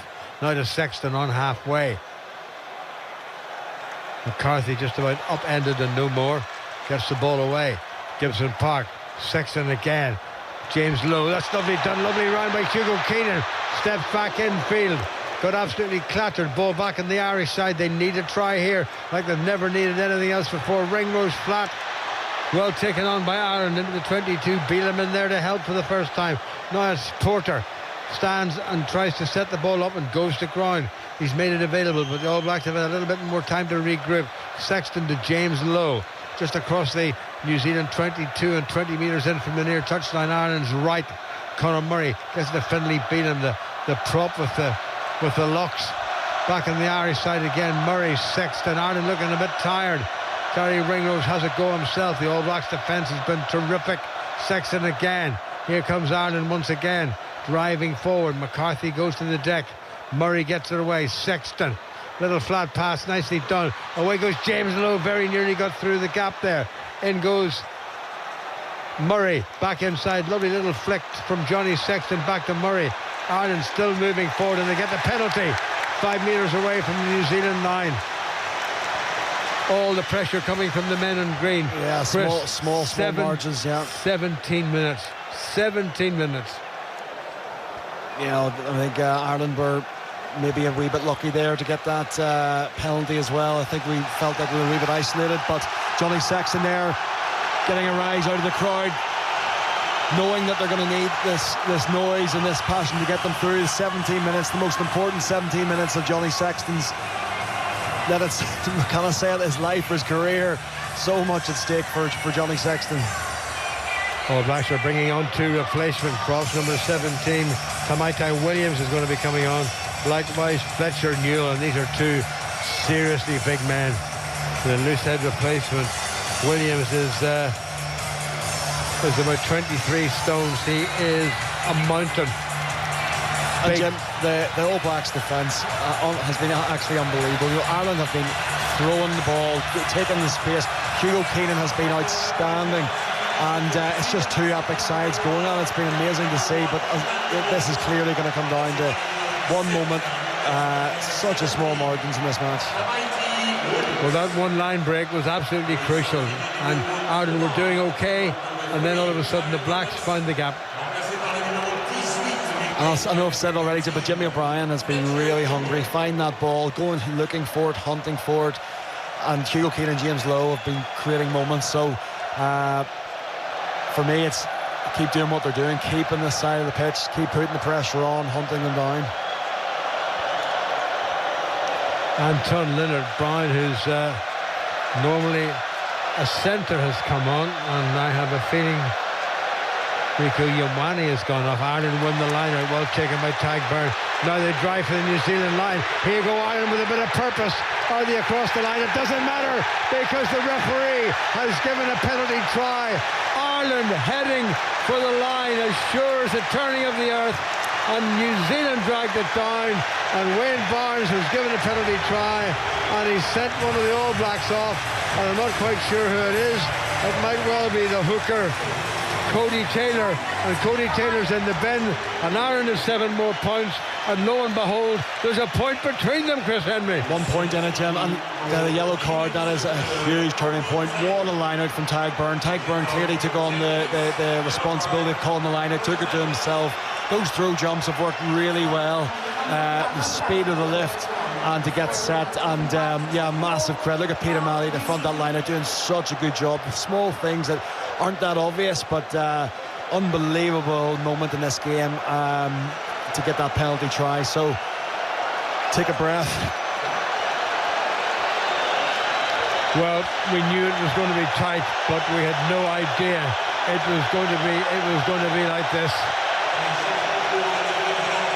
Final 16 and a wee bit minutes of this game are not to be missed, so don't go anywhere. Forget the kettle, forget the tea, forget the sandwich.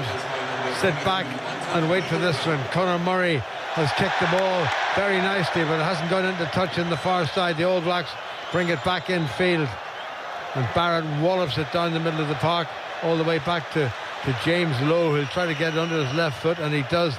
Kept it very low, not the greatest kick in the world, straight down the throat of the All Blacks cover. And there's Bowden Barrett, who gets across the halfway line.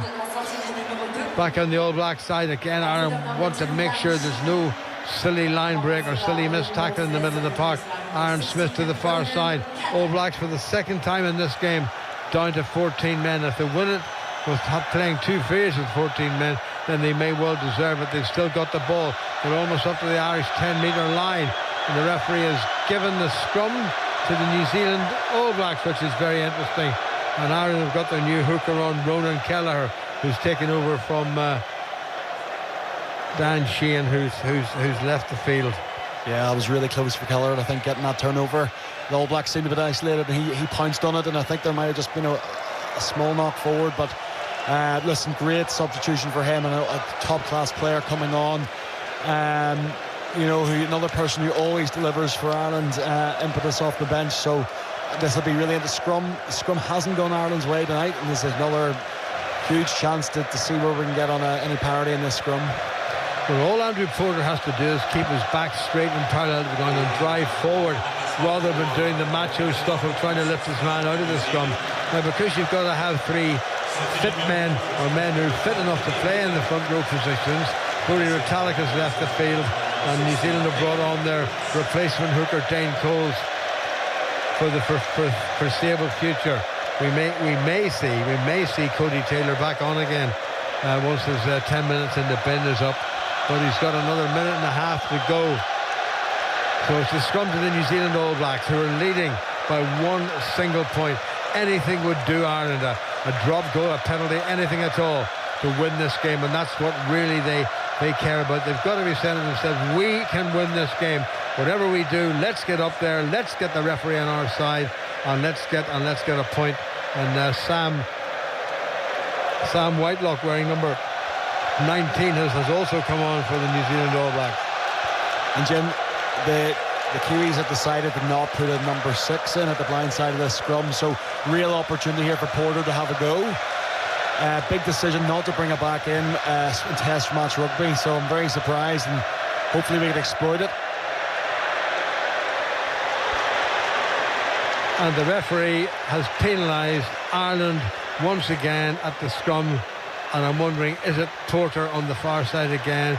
And he's throwing his hands up in the air, and we can't hear what's going on. And I'm looking on the screen at a very agitated looking Richie McCaw, but he knows that there's not a lot of time left, and he knows that New Zealand are in the right part of the field, and he knows that his centre 3/4, one of the Barrett boys, and his big Geordie Barrett, can kick goals from just about anywhere, and they're having a pop at the Irish post. Good decision, Chris? Oh, Jim, it's just so hard.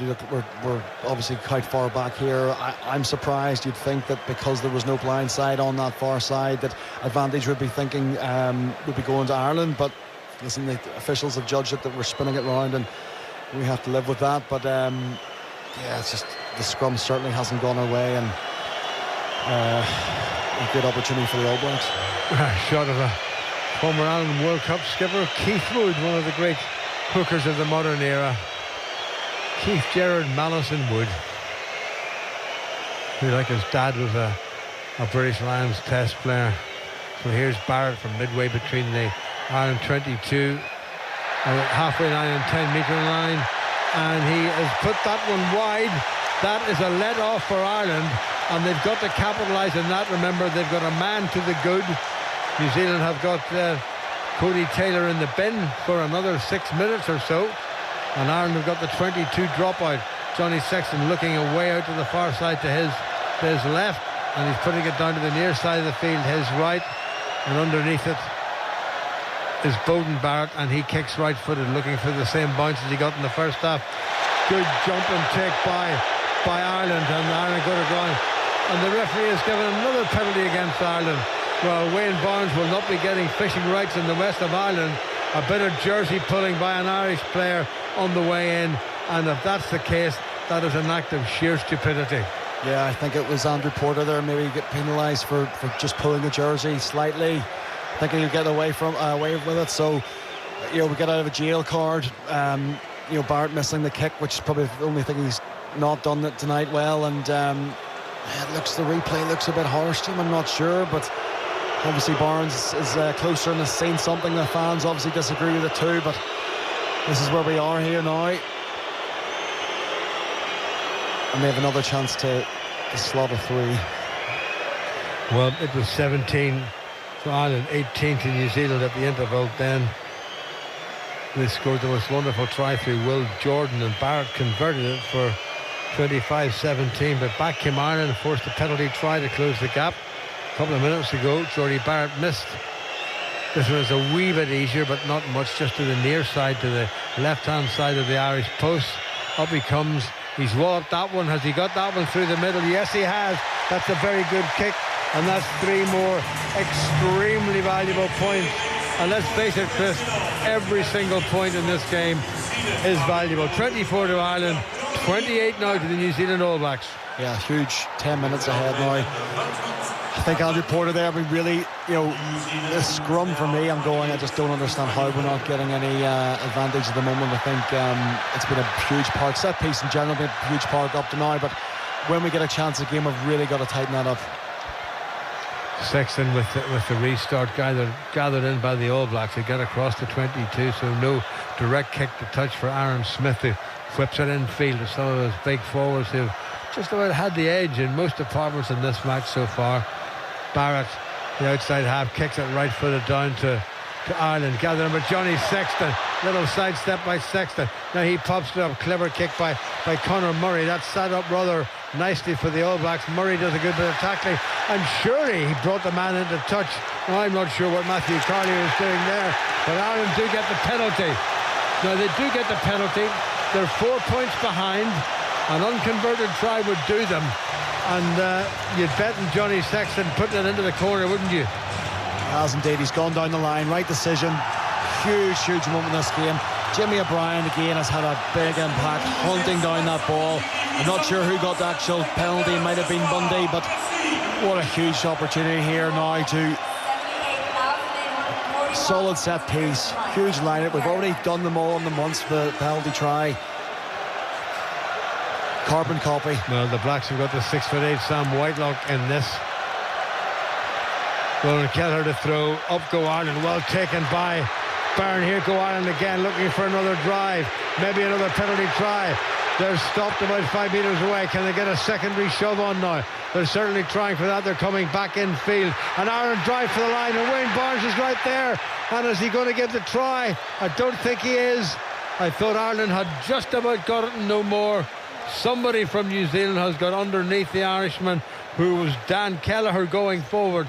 And I thought that he got the try. And Wayne Barnes is saying, Ireland, you've got to go back because it's going to be a goal line drop. Well, they never get closer. Bowden Barrett. Yeah, it was Bowden Barrett did a phenomenal piece of tackling there. What can he not do? I mean, he has no right to get underneath that ball. To feel that when that's coming is just unbelievable for a 12. What a moment from him. Long drop out by New Zealand, down, gathered in by, is that knocked forward? Dear, oh dear, oh dear. The first mistake Keelan Doris has made this century, and he's knocked it forward. And is that a portent of the way this game is going to end? He took his eyes off the ball, Chris. He didn't have his hands or anything else in the right position. He was looking to see where the All Blacks were before he had the ball secured. And I know it's a fairly straightforward thing to say, but that's what you have to do. Yeah, it's a rather glum-looking Irish bench there. John Fogarty and Andy Farrell and Paul O'Connell and Simon Easterby as they come into the scrum, which has been a problem area for the All Blacks, who've got another minute and a half to go before they get back to 14 men, and we have 7.5 minutes remaining. Oh dear. Yeah, this is, you're talking about inner strength and belief and mental toughness. Well, look, this is it. Which players are going to step up? And look, there's so much fatigue out there. Keelan Doris, you would never bet that he made an error like that with no pressure on him, but it just shows how much effort has been put in under fatigue to make an error. Dalton Papali about to come on for the All Blacks, who win the scrum. It goes to ground just outside their own 10-metre line. Smith brings it to the near side. Here's a wee chance for New Zealand. Good covering tackle eventually though by Conor Murray. Taken on by Scott Barrett, the youngest and the biggest of the Barrett boys, back in the New Zealand side. They're going to keep this ball for the next 5 or 6 minutes and see this clock down, I'm pretty sure. Smith has no notion of kicking. New Zealand drive forward once again. Good play by number 8, Savea, back on the New Zealand side. Smith not kicking, but tops it up once again to the front row forwards, and it's the replacement. Tighthead takes it on. Fletcher Newell. On the narrow side, Sam Kane, the skipper, who would be delighted to hear this final whistle if the score stays in his side's favour. Now they pop it up again, and Ireland come driving forward. Missing the tackle there was McCarthy. Needed to make that one, but New Zealand not too worried about not making any ground. Now it looks like Smith is going to kick. He's got men in position to chase, and that's a nasty teaser. And it comes back on the Irish side, well gathered in by O'Brien, and the touch judge on the near side does put his flag up as O'Brien gets bundled into touch, and that gives New Zealand the line out. Chris, 6 minutes. Yeah, we just have to get in the air here. Another great work from Jimmy O'Brien. New Zealand have been really smart tonight with their kicking game, varying it, competing really well. We've definitely come up second best in the aerial battle, which is unlike us. But yeah, look, we just need a hunt to get this ball back. The Kiwis are going to be obviously wanting to just run the clock down and keep possession. Sam Kane, the skipper, has come off the field. Whitelock will take over the captaincy.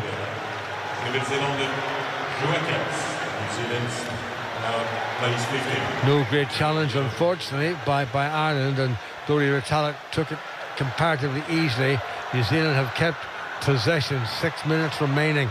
They're just across the Ireland 10-metre line, almost in the middle of the field. Aaron Smith does a wee bit of a dummy. He's the most dangerous man behind the scrum over a short distance for the All Blacks. Referee is having a look to see what's going on in the ground, but the Blacks aren't even on the ground. They have the ball and they put it back, and it's the enormous Sevilla goes forward and sets the ball up very nicely, and then they go again, and Papa Ali pops it up to the mountainous replacement tight head prop Fletcher Newell, and now they're just taking their time. Mwanga, and here they go again. It's Geordie Barrett, who's well tackled by Peter O'Mahony on from the start. Mwanga, little chip kick, it's going to bounce, and it's going to bounce, and it's going to bounce, and Ireland dot it down, and that's going to be a goal line dropout. And New Zealand have come from their own line, Chris, and have got into Irish territory, and they're not going to move from Irish territory until the referee blows the whistle. Ireland bringing on another replacement.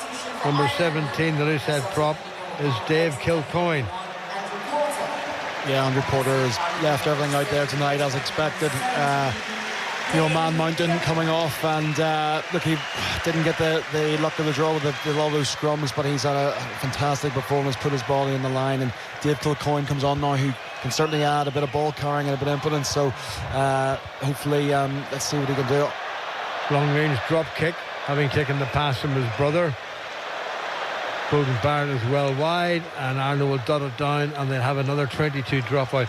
And all this, Chris, is meat and drink to the New Zealand All Blacks, who are determined to finish this tournament as number one team in the world, a position they occupied for so many years until they were toppled by the side that they're currently leading at the moment. Andy Farrell's Ireland. Good restart kick by Ireland, well taken in by the All Blacks on the far side of the field, the Irish 10-metre line.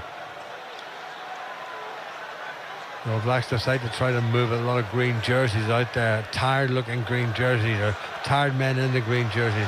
Good bit of tackling there by Ireland and by Tagburn. New Zealand move the ball wide, well up by Jimmy O'Brien, but he needs a little bit of help there, and it's coming back on the All Blacks side.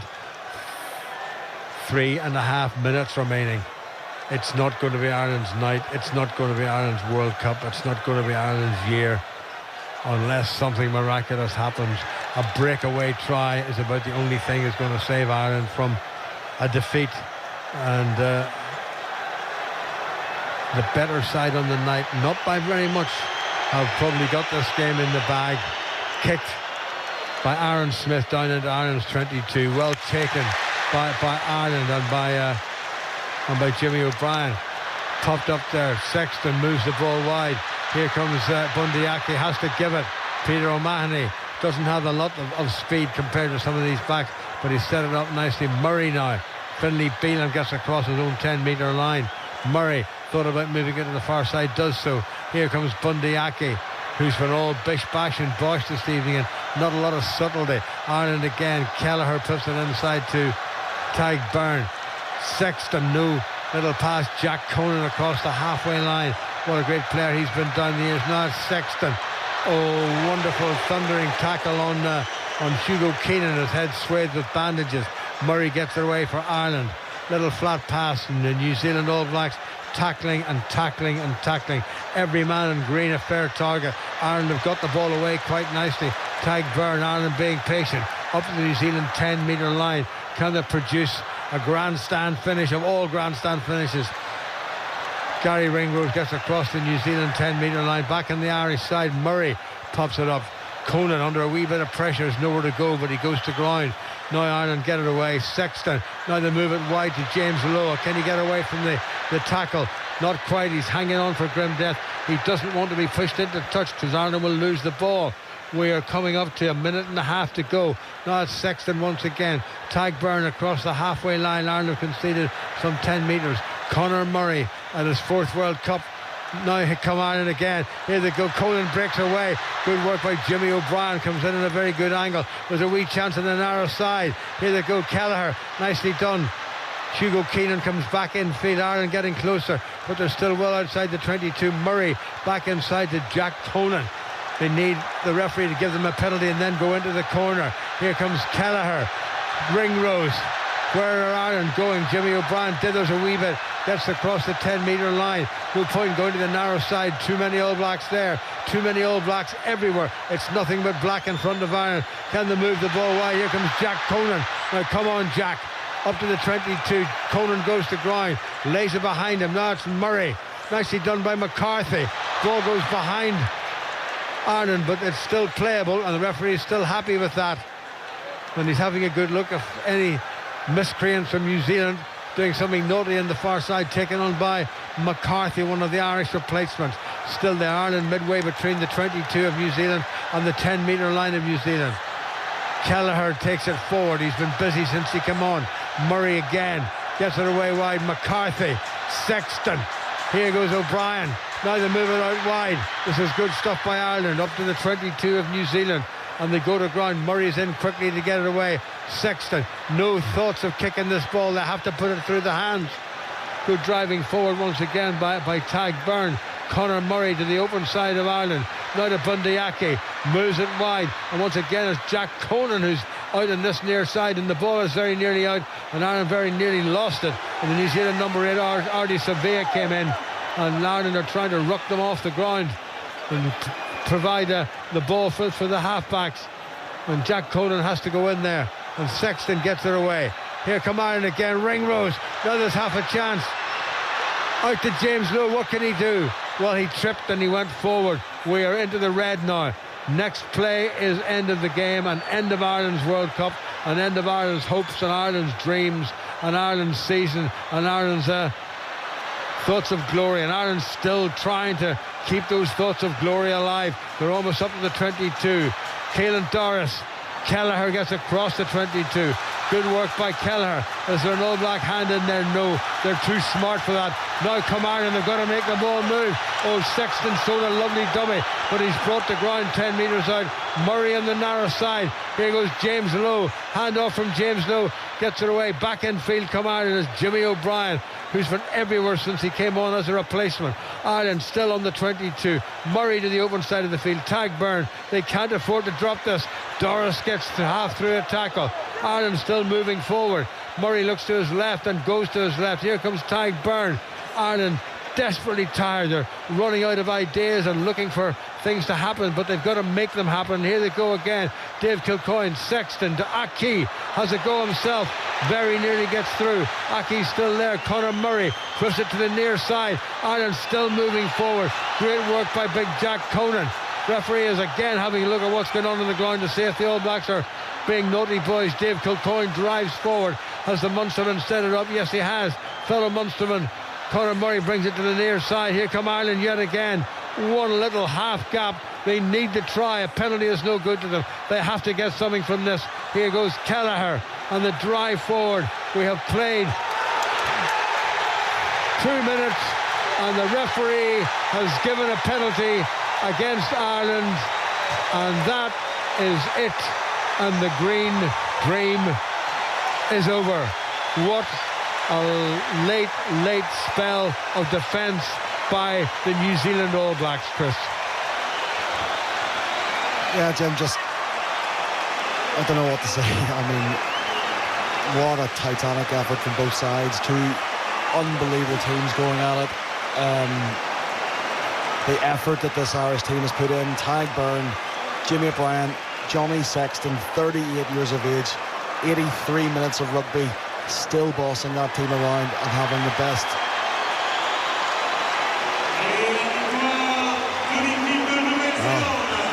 I know, Chris, you're very upset because you've been out there, you've played in that green jersey, you've lost in quarterfinals of the World Cup, but this was a year where every Irish man, woman and child thought this would be it. It was the best side, the best players, the best prepared side, the most comfortable side with each other, the most organised side, and led by the magnificent Johnny Sexton, who we'll never see playing rugby at this level, or indeed probably any level ever again. Not the farewell that Ireland deserved, not the farewell that Johnny Sexton deserved, but it's the farewell that's in it. We have to come to terms with it, and we'll have to reflect on what was a monumental test match, but in the end, the side who've always been regarded as the greatest side in world rugby came through against the side who genuinely had pretensions to be just that. I do feel there is shock in this stadium amongst so many Irish people. I do believe that so many things were in place for this Irish team to create history, and just so heartbreaking for the team and the squad, and so much effort has been put in and so much preparation. And yeah, I mean, I said I don't want to keep going back to it, but Johnny Sexton, to be that age, to have such a career, just to be on that pitch, to play the full 80 minutes, and giving ourselves still the best chance, and for the All Blacks to still to defend that long, it was just a wall of black, and that's what we saw most of the night. It was the wall of black, and Ireland threw everything at it. It wasn't that we, there were okay aspects of the game, yes, line outs again, first half, but generally it was just the smallest of margins. And you're thinking in a different tournament that maybe if the draw was easier for us, or ifs, buts and maybes, but as you said, this is what's happened, this is what we come to terms with. But this will take a while, I think, Jim, for most of us to sort of comprehend, because I think we are just a bit in shock still. Was it, Chris, not just the brilliance of the All Blacks and the sheer bloody mightiness of the All Blacks, particularly at the end in terms of their defence and keeping Ireland when it mattered deep in their territory, and when they got into the All Black territory they didn't give Ireland an inch? Was it the little inaccuracies that Ireland have maybe got away with in previous games that cost them here tonight? I think the scrum and the line-out, there's no doubt that had it played its part. I think the aerial battle, as I said, I think New Zealand kicked probably a lot smarter than us and contested a lot smarter than us tonight. But look, I don't want to be want to be negative here, because Ireland gave everything to this. The whole tournament, they have literally caught the hearts of everyone involved in rugby back home and in France, and it's been a privilege to be here tonight to watch two teams like this go at it. Two countries that just are so proud of their rugby. And look, the mighty All Blacks, they stood up today, and they deserved to win. And it just shows you that in Test rugby, two unbelievable teams going at the smallest of margins of the difference. You suspect that there was a prospect of URC rugby and European rugby on the horizon? Not a lot of the Irish players will want to be thinking about rugby for 2 or 3 weeks, if not more. No, it's just because of all the World Cups, the quarter-final roadblock continues for us, and it's going to take, look, you can see the players, there's tears still down there. I think these group of players, they know they've built something so special, and to show the belief right up to the end that they'd be so close to making history, as I said, it is just really hard to take. And I think it's just shock, and it's crazy to think that we're saying this because we played, it's the All Blacks. We shouldn't be shocked. Of course, they're an unbelievable side. It's just what they've shown up to here, and what the character of this team, and the coaches, and the culture they've created, and the Johnny Sexton superstar that he is. It just seems sometimes so unfair that we weren't able to get across the line with them. I mean, one wee tweak at the end, there was what, 4 points between them, and Ireland just had to get up and force a penalty or force a line out and get across that line. New Zealand weren't going to let them, were they? Well, both teams missed opportunities, there's no doubt about it. Kicks of points and as I said, the line-outs already. But look, I think every one of these Irish players and the whole squad, not just the team that took the field, but everyone who's played their part, they can hold their heads high. I guess it's just for the fans and the spectators. It's on us because they captured the hearts and minds, and the Irish fans have taken over this city for the last 3 weeks in a row, as we said, and created such wonderful moments. It's just the effort that's gone in. Have they got the rewards that they were due? Well, I personally don't think they have. I think they definitely deserved more, and unfortunately, as we know, we've been here before, and it's just something that I hope that Ireland can use as a springboard. As we know, Johnny Sexton, who's just been an absolute warrior for Ireland and has brought the Irish game on so much. For him to be hanging up his boots now and for that to be his last hurrah, it's just difficult to take. Just looking at our little screens, a shot of two good friends, Andy Farrell and Joe Smith. Joe Smith, who was in this position 4 years ago when New Zealand turned Ireland over to a huge tune. This time he's observed his New Zealand All Blacks, his beloved All Blacks, turn Ireland over, not quite to the same tune whatsoever, but he will have a little glow of satisfaction internally, won't he? Well, I think, Joe, the game plan tonight with the soft, delicate chip kicks and the small intricacies, like Joe obviously did his detail with the other coaches and knew how to go in Ireland, but look, I'm delighted. Like, Joe's, I'm sure it was tough for him because he knows that a lot of his heart's with Ireland team, and he knows how much effort and how far his team has gone. But credit to him and his All Blacks, because they turned up and they fronted up, and it was just a wall of black. And the All Blacks, who have been maybe questioned about that, their mental toughness and their error count, well, they turned up tonight and they brought it. Thank you very much indeed, Chris, for your company tonight and throughout the entire tournament. It has been a pleasure. Well, it wasn't the fairy tale, it wasn't a dream, it wasn't the first time into the semi-finals for Ireland, where a contest with Argentina, whom you would have fancied them to beat, awaited. It was 18-17 to the All Blacks at the interval. Tries by Savea and Fainganuku. Ireland tries by Gibson Park and Bundyaki. Second half, All Blacks got off to a great start. After 10 minutes, Will Jordan was sent over in the corner. Jordy Barrett added the conversion for a 25-17, and then the Irish forward dominance paid off. Referee Wayne Barnes, who maybe wasn't Ireland's friend all the way through, gave a penalty try. No conversion required. 1 point between them. 12 minutes to the end, maybe more. Jordy Barrett kicked a long-range penalty for a 4-point lead, which the All Blacks never lost. Ireland tried and tried and tried and tried again. But as is the case in so many Rugby World Cups since the very first one, way back in whatever it was, 1987, Ireland have fallen short. Where does that leave Irish rugby? Where does it leave Andy Farrell and his coaching team? They shouldn't be going anywhere. They've done a wonderful job, and there's no reason to suppose that they can't continue doing it. Alas, that won't be found out or won't be discovered in terms of a World Cup semi-final place, which still eludes Ireland. Try as they did. Great players, great coaches, great attitude, just not there. Well, sad news from the Stade de France. I hope to be dancing around the place this evening, but alas I won't, because it's been a rather depressing scoreline. A great game of rugby, but right at the end the Blacks were too good. It was Ireland 24, and the 3 times, who knows, maybe to be 4 times winners, New Zealand All Blacks 28. Yeah, well, Craig Gilroy with me here. We're a little bit stunned in the studio after that defeat. Craig, did New Zealand deserve to win that? It pains me to say it, and as Chris Henry just said there, over in France, we shouldn't be shocked. It's the All Blacks, previous World Cup winners, 3 World Cups, world champions, but still, it hurts. There was definitely something different about this Ireland team this season, and had such high hopes for them, and it just feels bizarre to me that they're not going to be in a semi-final now. Yeah, we could see them there just going round. Johnny Sexton in tears, Bundyaki in tears. They can't quite believe it. We've seen Andy Farrell down on the pitch consoling his players as they try to come to terms with this. It seemed like the world's number 1 ranked side, they were going to be there, but it has ended in defeat for Ireland. We'll talk about this after the news, but now it is 10 o'clock.